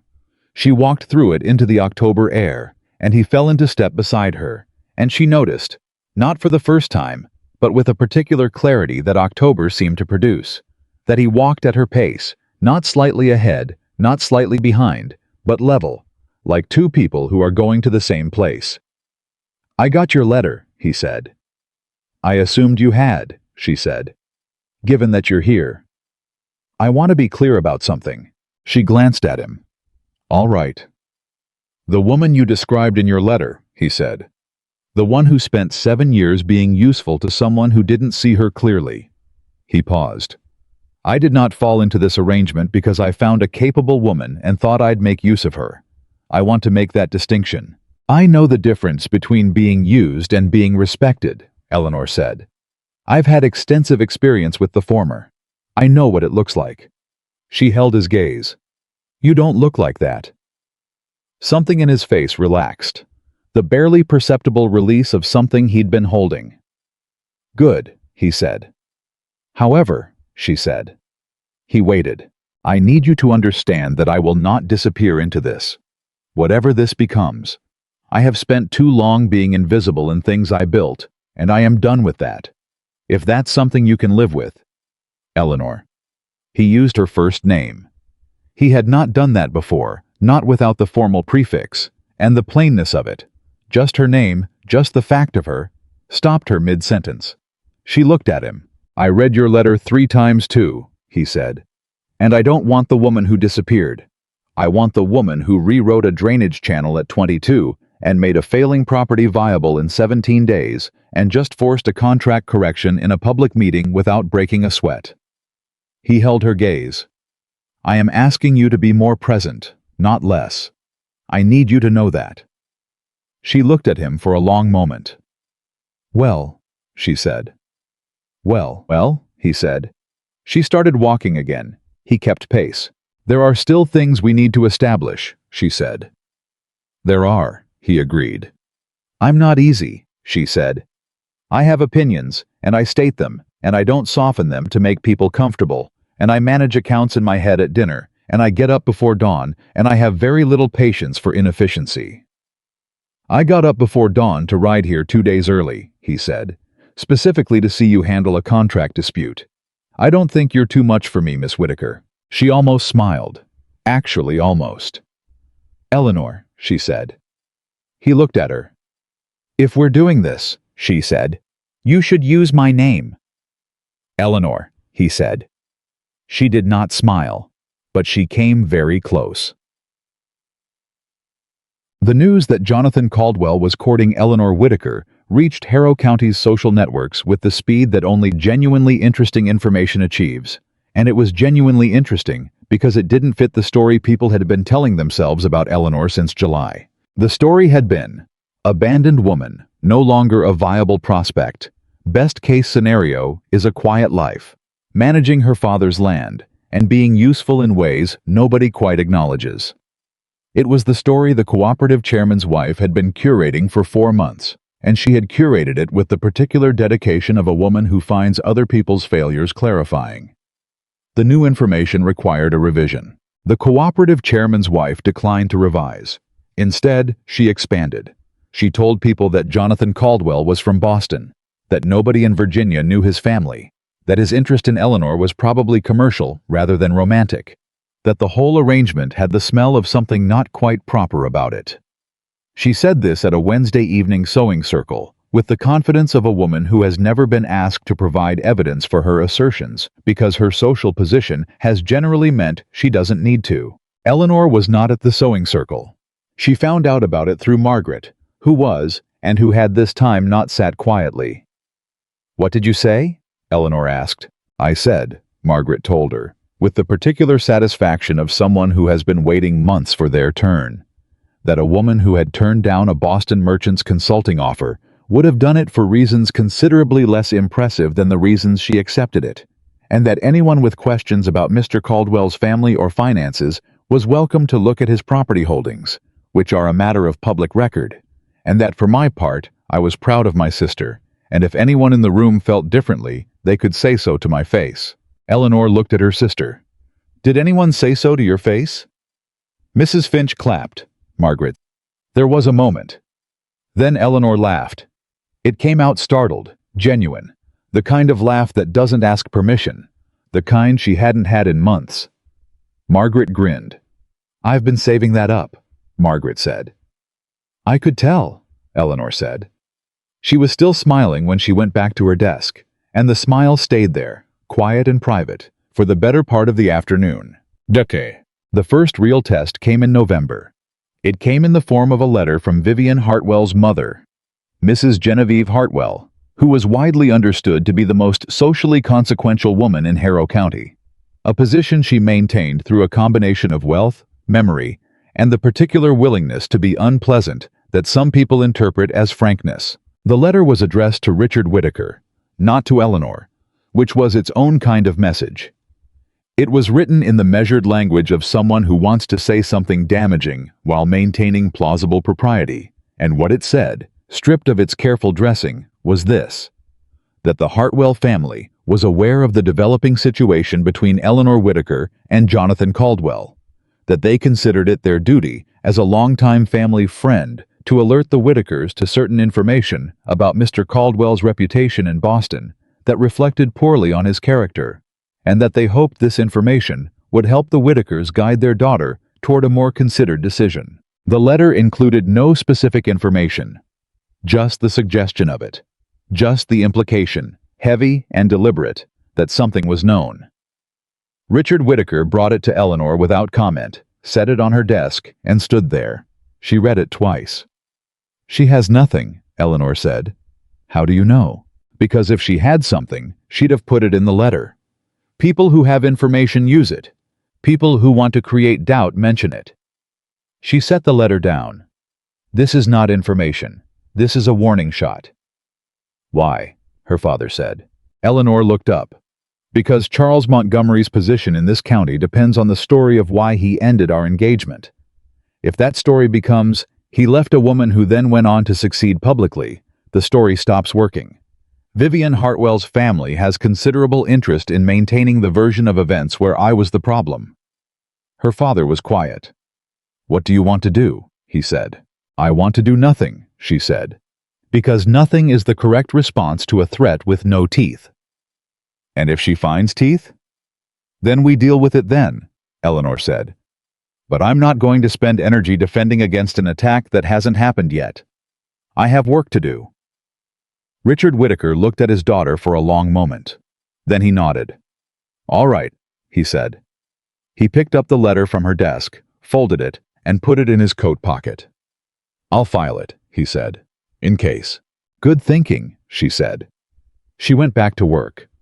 But that evening, when the house was quiet and her father had gone to bed and Margaret was upstairs, she sat at the kitchen table with a cup of tea she didn't drink and thought about Vivian Hartwell's mother and the deliberate shape of that letter, and she understood something she hadn't wanted to look at directly. They were afraid of her, not Charles. Charles was probably too self-absorbed to feel fear about much of anything. But Vivian's family. They had built their social position on a certain arrangement of people and stories, and Eleanor was no longer arranged the way they needed her to be. And that made her dangerous, and people who feel threatened do not sit still. Something was coming. She didn't know what shape it would take. But she went to bed that night with the specific alertness of a woman who has been told, in polite language, that someone is preparing to move against her, and who has decided that the only reasonable response is to make sure her own ground is solid. Her ground was solid. She intended to make it more so.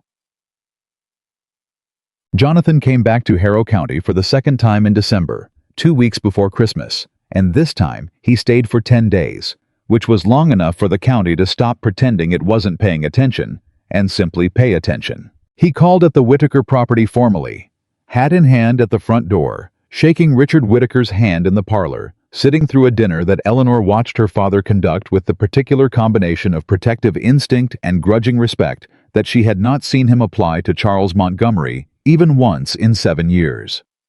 Charles had been received warmly because he was already known, already approved, already part of the story. Jonathan was interrogated because he was new, because he had come in from outside, and because Richard Whitaker, who had watched his daughter be handed a letter in a carriage on her wedding morning, was not in the business of taking a man's measure superficially. Jonathan answered every question, not with the smooth confidence of a man performing trustworthiness, but with the kind of specific, measured honesty that comes from someone who has made his own mistakes and knows their exact weight. When Richard asked him, directly, why his interest in Eleanor had begun as a professional arrangement, Jonathan said, "Because I came to Virginia to find someone who could think, and she was the person who could think. Everything that came after that was a consequence of paying attention." Richard looked at him for a long time. Then he said, "She's not easy." "I know," Jonathan said. "She'll tell you when you're wrong." "Good," Jonathan said. "I'd rather know. She won't stop working when she marries. She won't become someone's wife as a career." Jonathan looked at him steadily. "I am not looking for a wife as a career, Mr. Whitaker. I'm looking for Eleanor." There was a silence. Eleanor, who was in the kitchen doorway and had heard every word without intending to, pressed her back against the wall and closed her eyes for exactly 3 seconds. Then she picked up the serving dish she had come for and walked into the dining room as if she had not heard a thing. The county's annual Christmas gathering was held at the courthouse, a tradition going back 30 years, the kind of event that functioned simultaneously as celebration and social assessment, where the relationships and reputations of the year were reviewed against the backdrop of punch and fiddle music and the collective judgment of 200 people who had known each other all their lives. Eleanor had not attended the previous year's gathering. She had been managing the Montgomery estate accounts that December and had sent her regrets with a polite note, and nobody had thought to question it. She attended this year. She went with Jonathan beside her, which was a statement whether she meant it as one or not, and she was aware of this and had decided that the statement was one she was willing to make. The room, when they entered, was exactly the kind of room that holds a collective breath without anyone coordinating it. She felt it, not with anxiety, not with the flinching anticipation of someone waiting to be judged, but with the clear-eyed awareness of a woman who has been living inside other people's opinions of her for long enough to know their texture and weight. Thomas Gruber was the first person to cross the room to her. He came directly, without the sideways approach that people use when they're uncertain of their reception, and shook her hand with both of his and said, "Miss Whitaker, good to see you here." "Thomas," she said, "how are the Eastfields?" "Better than they've been in 5 years," he said. "Whatever you did with that debt schedule, the bank's been reasonable for the first time since my daddy's day." He looked at Jonathan. "You must be Caldwell." "I am," Jonathan said. Thomas nodded. "She does good work," he said simply. "You know that." "I do," Jonathan said. "That's why I'm here." Thomas made a sound that was something between a laugh and an approval, and moved on, and the room, which had been watching, seemed to exhale slightly and reorganize itself. Eleanor and Jonathan moved through the gathering. She spoke to Reverend Finch, who clasped her hand warmly and said he'd heard excellent things about the Kentucky Consulting Report. She spoke to 2 of the cooperative members who wanted to discuss spring planting schedules, because she was the kind of woman that people talked to about spring planting schedules at Christmas parties, and she had long since made peace with this. She accepted a cup of punch from Mrs. Finch, who whispered, "You look wonderful, my dear," in a tone that meant considerably more than the words, and then, because the evening had been going too smoothly for Harrow County in December, she turned and found herself face to face with Vivian Hartwell. Vivian was in a green dress that cost more than most farmers in the county made in a season, with the particular composure of a woman who has been managed into beauty and knows the exact value of the asset. She was with her mother, who stood slightly behind and to the left, with the expression of someone who has orchestrated an encounter and is now observing its results. Eleanor held her place. She did not step back. She did not step forward. "Miss Whitaker," Vivian said, "I heard you'd been in Kentucky." "I was," Eleanor said. "Business." Vivian said the word with the particular inflection that turned it into something faintly distasteful. "Yes," Eleanor said. "Business." "How novel." Vivian's smile stayed perfectly in place. "Charles always said you had a gift for figures, among other things." The room was doing the thing again. That collective breath. The awareness of a confrontation without the announcement of one. Eleanor could feel it at the edges of her attention without looking for it. "Charles was right about that," Eleanor said pleasantly. "He was right about very little, but he was right about that." Vivian's expression shifted. Just slightly. Just enough. "I imagine it must be quite freeing," she said, "to be entirely on one's own. No obligations, no expectations." "It is," Eleanor said, "though I find I'm not entirely on my own." She glanced at Jonathan, who had materialized beside her with the unhurried certainty of a man who has assessed the situation and decided where he belongs in it. "Mr. Caldwell, I don't believe you've met Miss Hartwell." Jonathan looked at Vivian with the particular quality of attention that in his case meant he had already assessed the situation completely and had arrived at a conclusion. "Miss Hartwell," he said, "courteous, minimal." "Mr. Caldwell."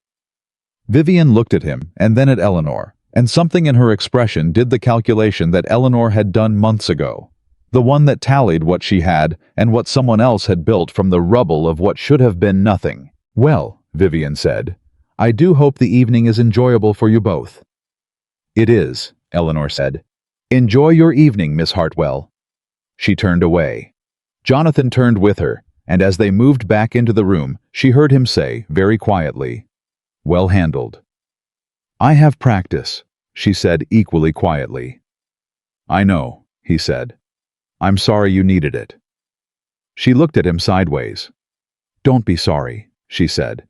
It made me good at this. And something in that, the way she said it, the absence of bitterness in it, the plain ownership of her own history, made him look at her with the expression she had been collecting and cataloging since September, the one she still hadn't found the right word for, she thought, walking through the Christmas gathering in Harrow County in December of 1817, with her name on a consulting contract, and Thomas Gruber's endorsement, and her own 2 feet on her own chosen ground, that she might find the word eventually. She was in no rush.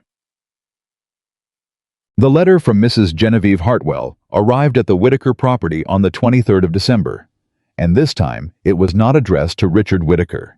It was addressed to Eleanor directly, which was at least honest.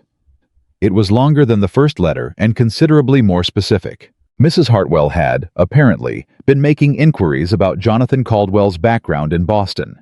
She had been in contact with, she did not say whom, and had received information suggesting that Jonathan Caldwell had been party to a business dispute in Boston 3 years prior that had resulted in the dissolution of a partnership under circumstances that some parties considered disreputable. She included no details. She offered to share details privately.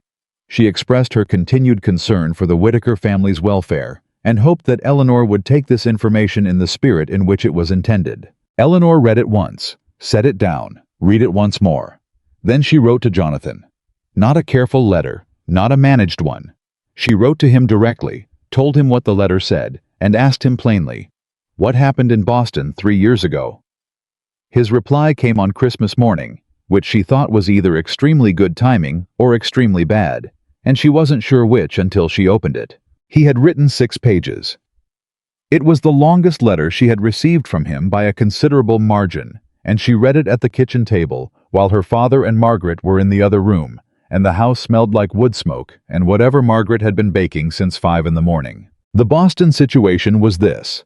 3 years prior, Jonathan had been in a business partnership with a man named Gerald Ashworth, who had represented himself as the legitimate owner of several shipping contracts that turned out to have been fraudulently obtained, not by Jonathan, but by Ashworth, using Jonathan's name and credit on 3 documents Jonathan had not reviewed thoroughly enough before signing. When this came to light, Jonathan had dissolved the partnership immediately, settled the debts from his own funds, and made restitution to the parties who had been harmed. The dissolution had been contentious because Ashworth had chosen to characterize Jonathan's exit as abandonment rather than accountability, and there were people in Boston who had taken Ashworth's version of events as accurate. Jonathan had written, "I do not tell you this because I believe you will take Mrs. Hartwell's framing over a direct account from me. I tell you because you asked, and because you deserve the complete truth, and because I said at the outset that I would be honest with you. I made an error in Boston. I trusted a man I should have verified. The error cost me money and a period of considerable public discomfort. I corrected it as completely as I was able. That is the whole of it. If this changes things, I need you to tell me." Eleanor set the letter down. She sat with it for a long time. Then she looked at what she actually knew. She knew Jonathan Caldwell's work. She knew the Kentucky property and what he had done there, which was hire someone he'd known a month and give her full authority and trust her judgment and honor every term of a contract she had designed. She knew his letters, which were specific and honest, and had never once said something she later found to be untrue. She knew his presence in that cooperative meeting in September when she had been fixing a contract dispute, and the way he had stood in the doorway and watched without inserting himself. She knew the dinner at which he had told her father that he was looking for Eleanor, not a wife as a career. She knew what a man who used people looked like. She had spent 7 years next to one. Jonathan Caldwell did not look like that. She picked up her pen. She wrote, "The error you made in Boston was trusting someone who misrepresented himself. That is not a character flaw. That is an experience. I have my own version of that experience, from a different direction. Neither of us is naive enough to repeat it. Mrs. Hartwell is trying to protect her daughter's position in a story that requires me to be diminished. I am not going to be diminished. Come after the new year. There are things I'd like to discuss in person." She sealed the letter. She walked it to the post herself, in the December cold, which was the kind of cold that made your breath visible and your cheeks hurt, and everything feel very clear. She felt very clear. The new year came in quietly. January settled over Harrow County with the particular stillness of deep winter, when the fields are resting and the county turns inward and people sit close to fires and talk about the coming spring. Eleanor spent January working. She took on a formal consultancy arrangement, documented, named, signed, with 2 additional farming operations in the county who had heard, through the particular agricultural information network that ran on trust and results rather than reputation, what she had done for Thomas Gruber and for the Caldwell's Reach property. She worked with both operations through January and February, and the work was good, substantive, varied, challenging in the specific way she liked, the way that required her to find the first principle and redesign from there. Her name was on everything. She had also, quietly and without announcement, begun to be consulted by the county cooperative on a semi-formal basis.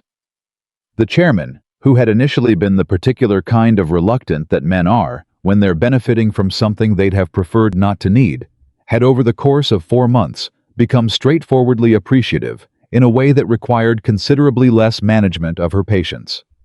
He introduced her at the January meeting as the cooperative's consulting advisor and did it without apparent difficulty, which she regarded as evidence that even people who resist growth will sometimes grow. Jonathan came in late January, as promised.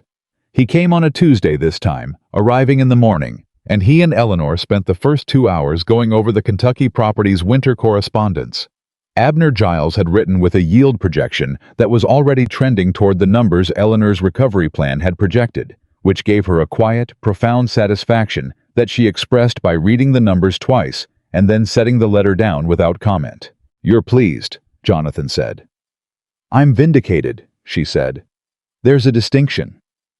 "You like making distinctions." "I like things being accurate," she said. "Distinctions are how you get there." He was watching her with the expression she had been collecting, the one she still hadn't named. She had been close to the name for weeks. She was coming closer. They talked through the morning and into the afternoon, and somewhere in the middle of the afternoon, Jonathan set down the paper he was holding and looked at her across the desk. "I have a question," he said. She looked up. "All right. I've been in your life for 4 months," he said. "And in that time, I've watched you handle a failing property, a resistant steward, a county's worth of gossip, a threatening letter from a socially connected woman, and a room full of people at a Christmas gathering who were deciding what to think about you." He paused. "I've never once seen you ask for help." Eleanor held his gaze. "I've had help," she said. "Thomas Gruber stood up for me. My sister. Your letter," she paused. "Your presence. That's help." "That's different from asking," he said. She was quiet for a moment. "I know," she said. "I'm not criticizing it," he said. "I understand why. You spent years in a situation where asking for help meant giving someone else credit for what you did." He leaned forward slightly. I want you to know that asking me is different." She looked at him. "I know it is," she said, quietly, meaning it. He held her gaze for a long moment. The afternoon had gone dim around the edges, the winter light failing early the way it always did in January, and the study was warm from the fire, and her letters were spread across the desk between them. And outside the Whitaker property sat solid and familiar in the cold. "Eleanor," he said. "Jonathan," she said. "I'd like to ask your father something," he said. "With your knowledge and your approval, not as a formality. I want to be clear about that. I want you to say yes first." She understood him immediately. She had known this was coming. Not precisely when, but that it was coming, the way you know a season is changing before the day actually turns. She looked at the man across from her. She looked at what she knew about him, which was considerable. She looked at what she did not know about him, which was less considerable than it had been in September. She looked at the work between them on the desk, the Caldwell's Reach correspondence, her consulting notes, His letter from Christmas morning that she had folded and kept in her document case rather than the correspondence file. She thought about her mother, who had spent a life capable and quiet and invisible. She thought about the letter in the carriage. 7 words. 7 years. She thought about the Southfield drainage channel that held. "Yes," she said. He looked at her. "Yes," he said. "You may ask him," she said. "He'll say yes, too." He decided somewhere around the dinner in November. I could see it in how he stopped asking you uncomfortable questions and started asking you about cattle. She looked at her papers and then back at him. "My father asks uncomfortable questions when he doesn't trust someone and talks about cattle when he does." Jonathan blinked. Then he made a sound she had not heard from him before. Genuine, surprised, a real laugh, short and unguarded. "Cattle," he said. "For 40 minutes," she said. He shook his head slightly. Then he looked at her with the expression she had been cataloging for months. And she finally had the word for it. It was certainty. Not the performance of certainty. Not the confidence of a man who has decided something and is sticking to it. The quiet, deep, unshakable certainty of someone who has paid attention long enough to know exactly what they're looking at. She had spent 7 years being looked at without being seen. This was different. She looked back at him steadily, with the same quality, because she had paid attention too, because she knew exactly what she was looking at, because she had done her own accounting and the numbers held. "Well then," Jonathan said. "Well then," she said. Outside, January held the fields in its cold and quiet. The harvest was months away. The work was already underway. The ground that had been turned and rested and turned again was full of everything it was about to become. Eleanor Whitaker set her pen down on her papers and looked at the man across the desk who had listened from the first conversation and had never once asked her to be less, and thought that this right here, this particular convergence of work and honesty and someone who paid actual attention, was what she had been building toward without knowing it. Not rescued, not restored to someone else's version of what her life should look like, but arrived, on her own terms, exactly as herself. Richard Whitaker said yes on a Wednesday afternoon in late January, in the front parlor with his hands around a cup of coffee that had gone cold while Jonathan talked. And he said it the way a man says something he has already decided and is simply waiting for the right moment to make official. "I have one condition," Richard said. Jonathan looked at him. "Sir, she keeps her name on her work." Richard set down the cup. "Whatever arrangement you come to, whatever she builds with you or for you or alongside you, her name stays on it." Jonathan held the older man's gaze without flinching.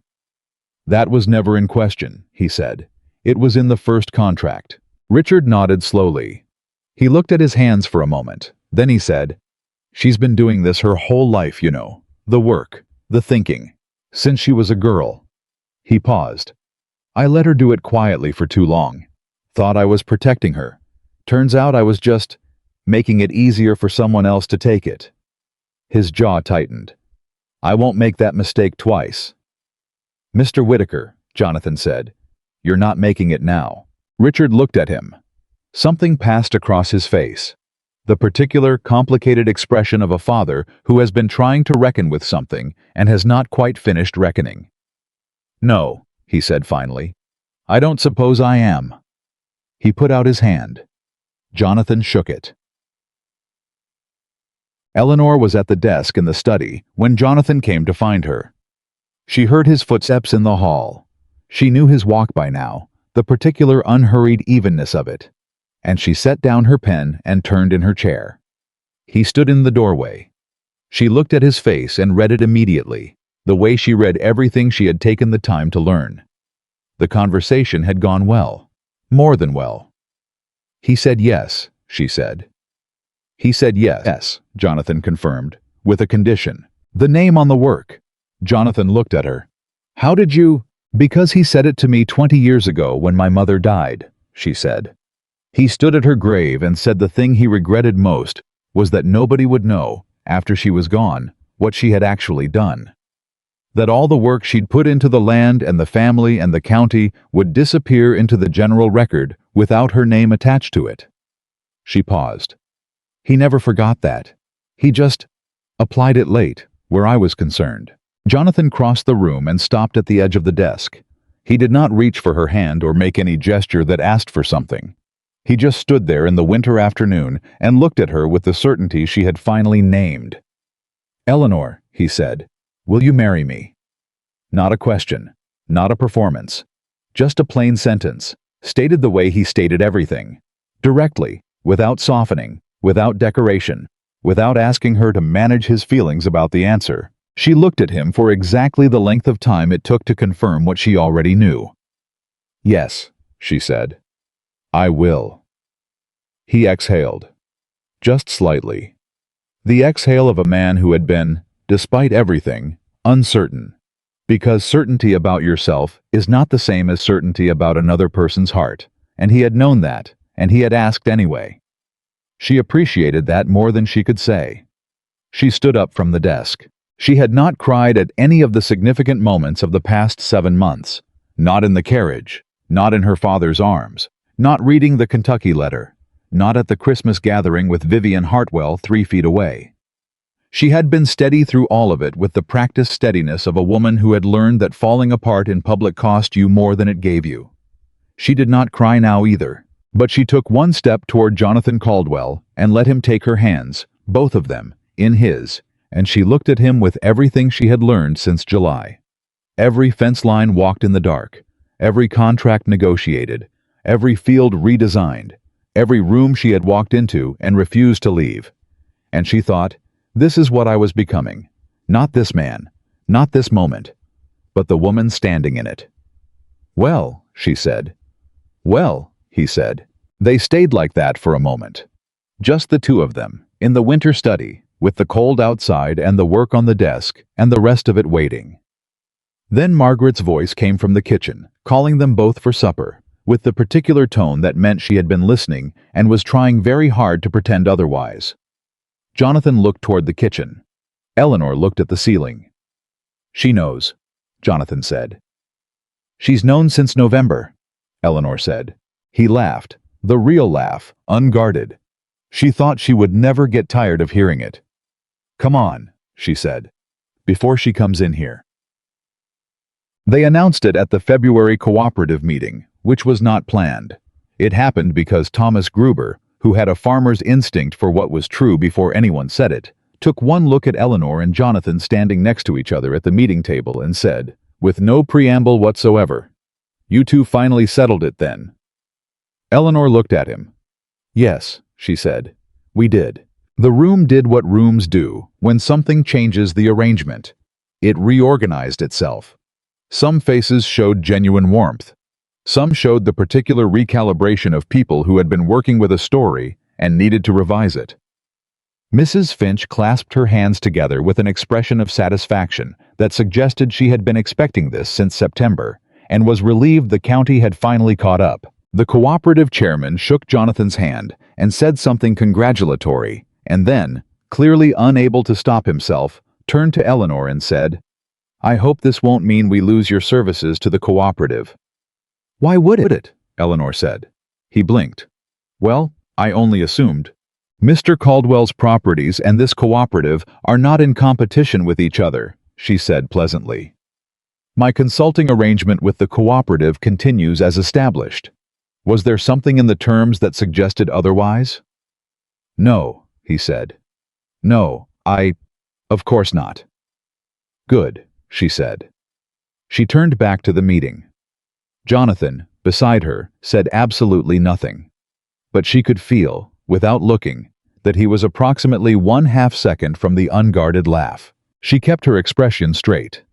After the meeting, walking out into the February cold, he said, "You enjoyed that?" "Enormously," she said. He shook his head. She glanced at him sideways. The almost smile had become, over the past months, a full smile when she wasn't watching for it, the kind that arrives without announcement, that doesn't know it's being observed. She watched it without making anything of it, but she kept it. The news of the engagement reached Charles Montgomery on a Thursday, which was how Eleanor found out it had been announced publicly. Not because she was watching for his reaction, but because Margaret told her, with the careful tone of someone delivering information they're not sure is welcome. He was at the trading post, Margaret said. He heard it from two people in the same morning. And, Eleanor said, not looking up from her work. And nothing, Margaret said. He didn't say anything, just paid for what he came for, and left. Eleanor set down her pen. She thought about that. About Charles Montgomery, standing at a trading post counter in February, hearing that Eleanor Whitaker was engaged to a Boston merchant with 6 properties and a consulting contract that bore her name, and saying nothing. Not because he had nothing to feel, but because there was, at that point, genuinely nothing to say. She did not feel triumph. She had expected to feel something like triumph, and found instead something quieter and more complete. The specific peace of a woman who has stopped measuring herself by someone else's regret. "All right," she said. "That's all you have to say?" Margaret asked. "What would you like me to say?" "I don't know. Something. Anything. Ellie, this man left you at the altar and now He made a choice," Eleanor said. "And it led me to Kentucky, and a consulting contract, and a man who listened from the first conversation and told Papa he was looking for me specifically." She looked at her sister. "I'm not grateful to Charles. But I'm not angry at him either, not anymore. He just showed me the door. I walked through it myself." Margaret looked at her for a long moment. "When did you get this wise?" she said. "I've been this wise for years," Eleanor said. "I just stopped hiding it." The twist came in March, 3 weeks before the wedding, and it came from a direction Eleanor had not fully anticipated. A letter arrived from Boston. Not from Jonathan's network, not from anyone she knew, but from a man named Gerald Ashworth. The same Gerald Ashworth from Jonathan's Christmas letter. The same failed partnership. The same dispute that Mrs. Hartwell had attempted to weaponize in December. The letter was addressed to Eleanor, not to Jonathan, to Eleanor. It was 3 pages, and it was carefully constructed, and it said, in the measured, almost reasonable language of a man who has been sitting with a grievance long enough to make it sound like principle, that Jonathan Caldwell had not, in fact, made restitution to all parties harmed by the Boston dissolution. That there remained a debt, specifically to Ashworth himself, that Jonathan had refused to settle because he considered Ashworth responsible for the fraud and therefore ineligible for restitution, and that Eleanor, as someone about to enter into permanent legal and financial alliance with this man, deserved to know the complete picture before she did so. The letter ended with an offer to provide documentation. Eleanor read it once, set it on the desk, picked it up, read it again. Then she did something she had not always done, something she had been learning, slowly and with effort, to do more readily. She took it directly to Jonathan, not because she couldn't assess it herself. She could. She was already assessing it, the specific texture of Ashworth's language, which moved sideways at the same moments Jonathan's had moved straight.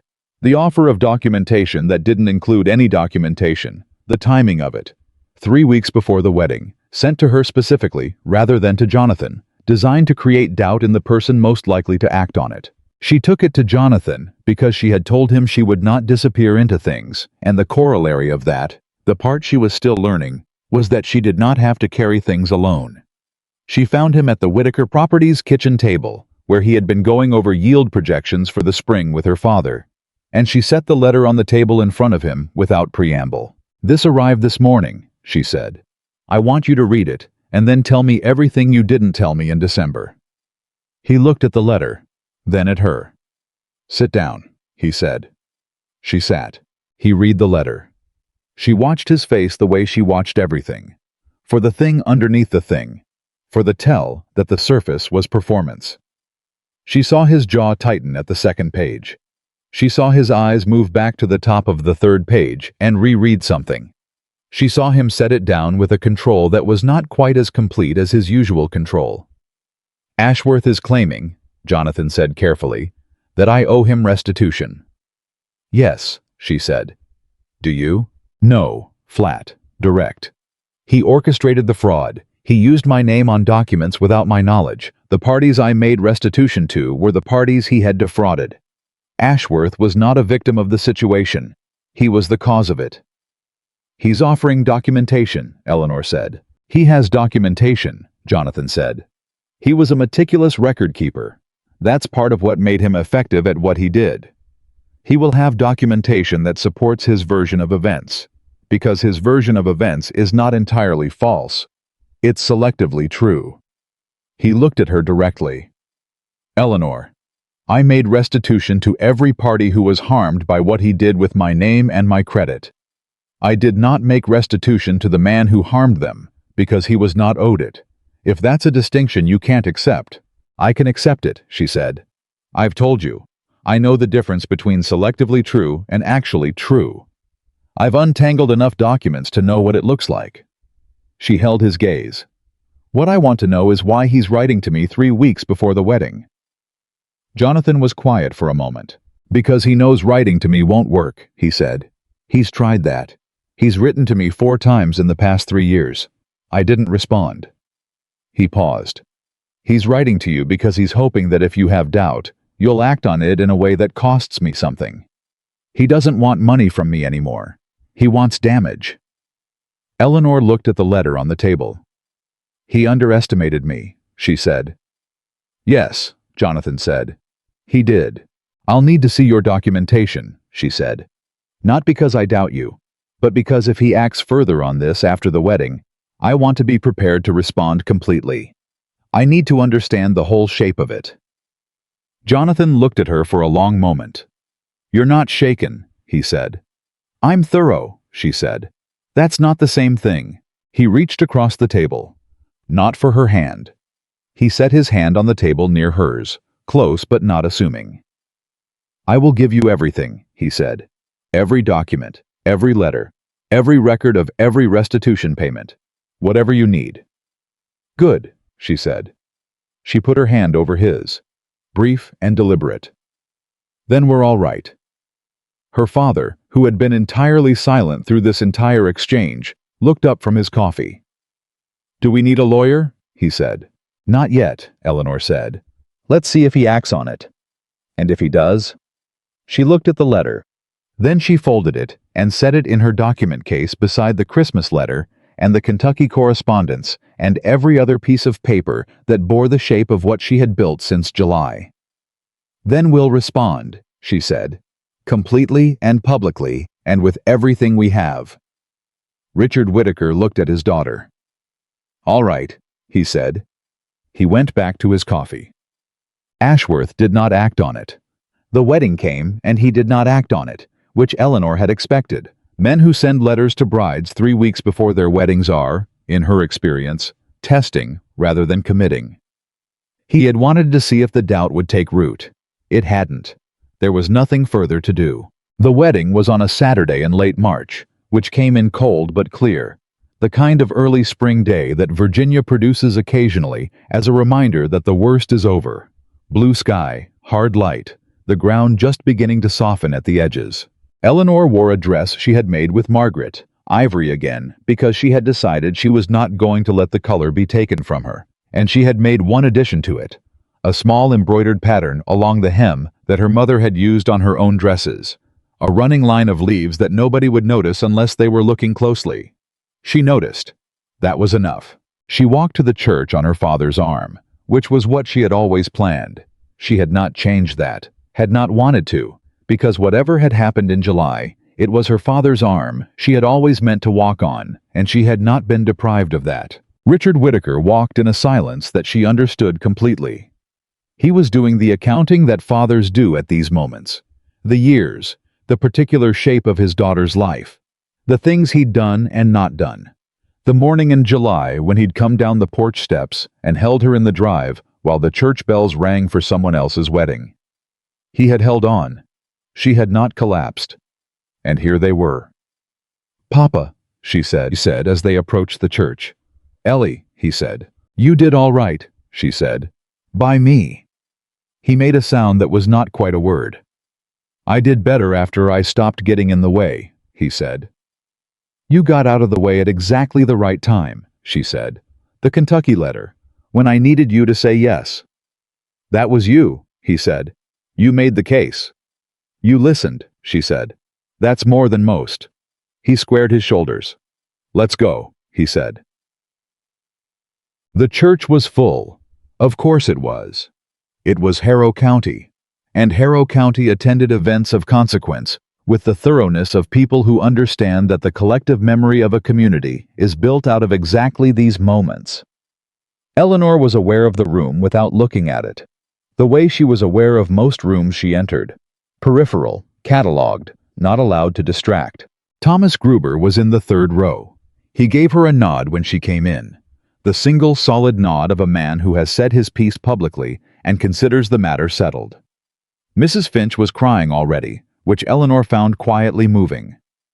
The cooperative chairman was there with his wife, who had the particular expression of a woman who has spent 4 months being wrong and is in the process of quietly revising. Reverend Finch stood at the front with the composed warmth of a man who had been watching this particular story develop since September and was enormously pleased to be officiating its resolution. And Jonathan stood at the end of the aisle. I was not nervous. She could see that immediately, and it did not surprise her. He was the same way he was everywhere, present, watchful, entirely himself. He looked at her when she came through the door with the same expression he had been wearing in one form or another since the cooperative meeting in August, the expression she had finally named certainty. And he did not look away. She did not look away either. She walked toward him the way she walked everything now. Her own pace, her own decision, her own ground under her feet. She had stood in this county and been defined by what someone else chose. She had spent 7 years being capable in silence. She had survived being handed 7 words in a letter and told, without being told, that she was not enough. She had rebuilt herself out of that. Not with bitterness, and not with spite, and not by waiting for anyone to rescue her. She had rebuilt herself the same way she redesigned drainage channels, by going back to the first principle and starting from what was actually true. What was actually true was that she was Eleanor Whitaker. She knew things about land and arithmetic and human nature, and the way problems compound in silence until someone looks directly at them. She could walk into a room where a contract had been altered and identify the alteration and correct it without raising her voice. She had turned a failing Kentucky property around in 17 days and written a recovery plan so thorough it had validated itself by the following season. She had stood in front of Vivian Hartwell at a Christmas gathering and walked away without asking for anyone's approval of the fact that she existed. That was who she was. She reached the front of the church. Jonathan held out his hand. She took it. Reverend Finch began to speak, and she listened, and beside her Jonathan was steady and present, and exactly what she had understood him to be from the morning he had crossed a room to talk about arithmetic instead of her abandoned engagement, and she thought, this is what it looks like when someone sees you clearly and chooses accordingly. Not in spite of who she was, because of it. The reception was held at the Whitaker property, which had been Margaret's idea, and which Eleanor had accepted because the Whitaker property was exactly the right place. The land she knew, the ground she had walked in the dark, the fence lines she had maintained, and the fields she had kept productive, and the house where her mother's chair still smelled faintly of lavender. Margaret had done something extraordinary with it, which Eleanor would not have predicted because she had not realized her sister had the organizational ability. The yard arranged for the gathering, the kitchen operating at a level that suggested she had been planning this for considerably longer than anyone had announced the wedding, which Eleanor strongly suspected was accurate. Thomas Gruber shook Jonathan's hand for approximately 30 seconds, which was Thomas's version of an extended endorsement. The cooperative chairman's wife came to Eleanor directly, and whatever she said it quietly enough that Margaret, who was hovering at a reasonable distance, could not quite hear. But Eleanor nodded once and said something brief and moved on, and her expression afterward was the particular one she wore when she had accepted something without requiring it to be larger than it was. Margaret asked her about it later. She apologized, Eleanor said. Margaret blinked. Actually apologized? It was brief and somewhat qualified, Eleanor said. But it was genuine. People can surprise you. She paused. Not often, but occasionally. Margaret looked at her. Are you happy? She asked. The same question Charles Montgomery had asked in the land registry, with a completely different weight behind it. Eleanor looked across the yard to where Jonathan was talking with her father about cattle. She was almost entirely certain it was cattle, with the particular quality of two men who have found an unexpectedly comfortable conversational register and are both grateful for it. "Yes," she said. Not the careful version she had given Charles. Not the considered one that catalogued professional satisfaction and forward momentum. Just yes. Clean and complete and requiring no elaboration. Margaret put her arm through Eleanor's. They stood there together for a moment in the March afternoon, the two of them, on the land their family had worked for 3 generations, with the spring coming in at the edges of everything, and the work ongoing, and the story still moving forward. "Mama would have liked him," Margaret said. Eleanor thought about this. She would have asked him very hard questions first, she said. "Obviously," Margaret said, "and then she would have liked him." "Yes," Eleanor said. "She would have." Years later, not many, 5 or 6, people in Harrow County would speak of Eleanor Caldwell the way communities speak of someone who has become part of the landscape, inseparable from the way things work.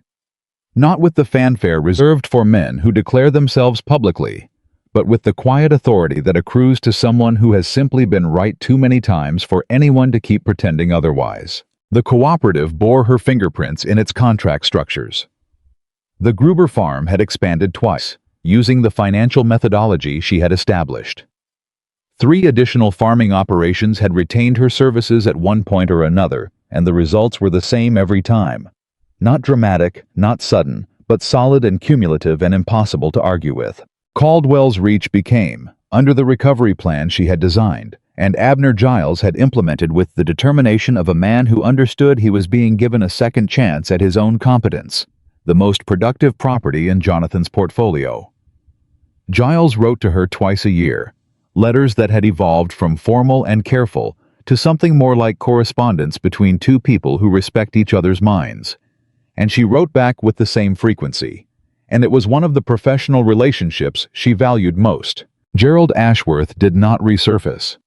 Men who test without committing tend to move on when the test fails, and Eleanor had made the failure complete, not by fighting it publicly, but by simply continuing to exist, visibly and specifically, and with her name on everything, in a way that made the doubt he'd tried to plant look exactly like what it was. Charles Montgomery remained in Harrow County. He managed the Montgomery estate with Vivian's dowry and a steward. Eleanor had never met, and he and Eleanor crossed paths occasionally at county events and cooperative meetings, and they were civil with the specific civility of two people who have put something down that was too heavy to carry and have both, independently, decided not to pick it back up. She did not hate him. She did not feel much about him at all, which was its own kind of answer. On an evening in late spring, 2 years after the wedding, Eleanor sat at the desk in the study at what was now their Virginia property. She and Jonathan moved between it and the Kentucky operation seasonally, which suited her entirely because she had never been a woman who liked to stay in one place long enough to become decorative. And she was reading a letter from Abner Giles about the northeast field, which had produced its best yield since the property's first decade. Jonathan came in from the hall and stopped in the doorway, which was where he had stood the first time she had told him to sit down, and she would walk him through the Kentucky recovery plan. And he looked at her the way he looked at her when he thought she wasn't noticing. She was always noticing. "Good news?" he said. "The northeast field," she said. "Giles says it's outperforming his projections." "How far over?" 12%, she said. He came in and stood behind her, reading over her shoulder, which he had learned early she did not object to the way she objected to many things. He read for a moment. Then he said, "You were right about the drainage modification." "I was right about the drainage modification in October of 1817, she said. "It's gratifying to have it confirmed." She felt more than heard him smile. "Eleanor," he said. She set down the letter, looked up at him. "What?" "Nothing," he said. "Just Eleanor." She looked at him for a moment. The certainty was still there, in his face, the same as it had always been. Unshowy, specific, completely his own. She had spent a long time becoming the woman who could receive that clearly, without flinching, without deflecting, without the reflexive reduction of herself to something smaller and more manageable. It had taken her 26 years and one letter in a carriage and 17 days in Kentucky and 100 hours of walking fence lines to get there. She had gotten there. "Yes," she said. "I know." She turned back to her work. Outside, the spring evening held the Virginia fields in the long gold of the best hours. That particular light that doesn't last, that you have to be paying attention to catch. The kind of light that falls on land that has been worked and tended and understood, that falls equally on people who have done the same for themselves. Eleanor Caldwell picked up her pen. She wrote her name at the top of the page. Her name, her hand, her work. And that was how it would stay. Every page, every contract, every field redesigned from first principles, every room she walked into and refused to leave. Her name on all of it, exactly as it had always belonged. No longer invisible, no longer borrowed, no longer waiting for someone else to decide she had earned the right to exist in full. She had decided that herself, and nothing, not a letter in a carriage, not 7 words in fading ink, not every small thought of every small person in Harrow County had ever been able to take it back.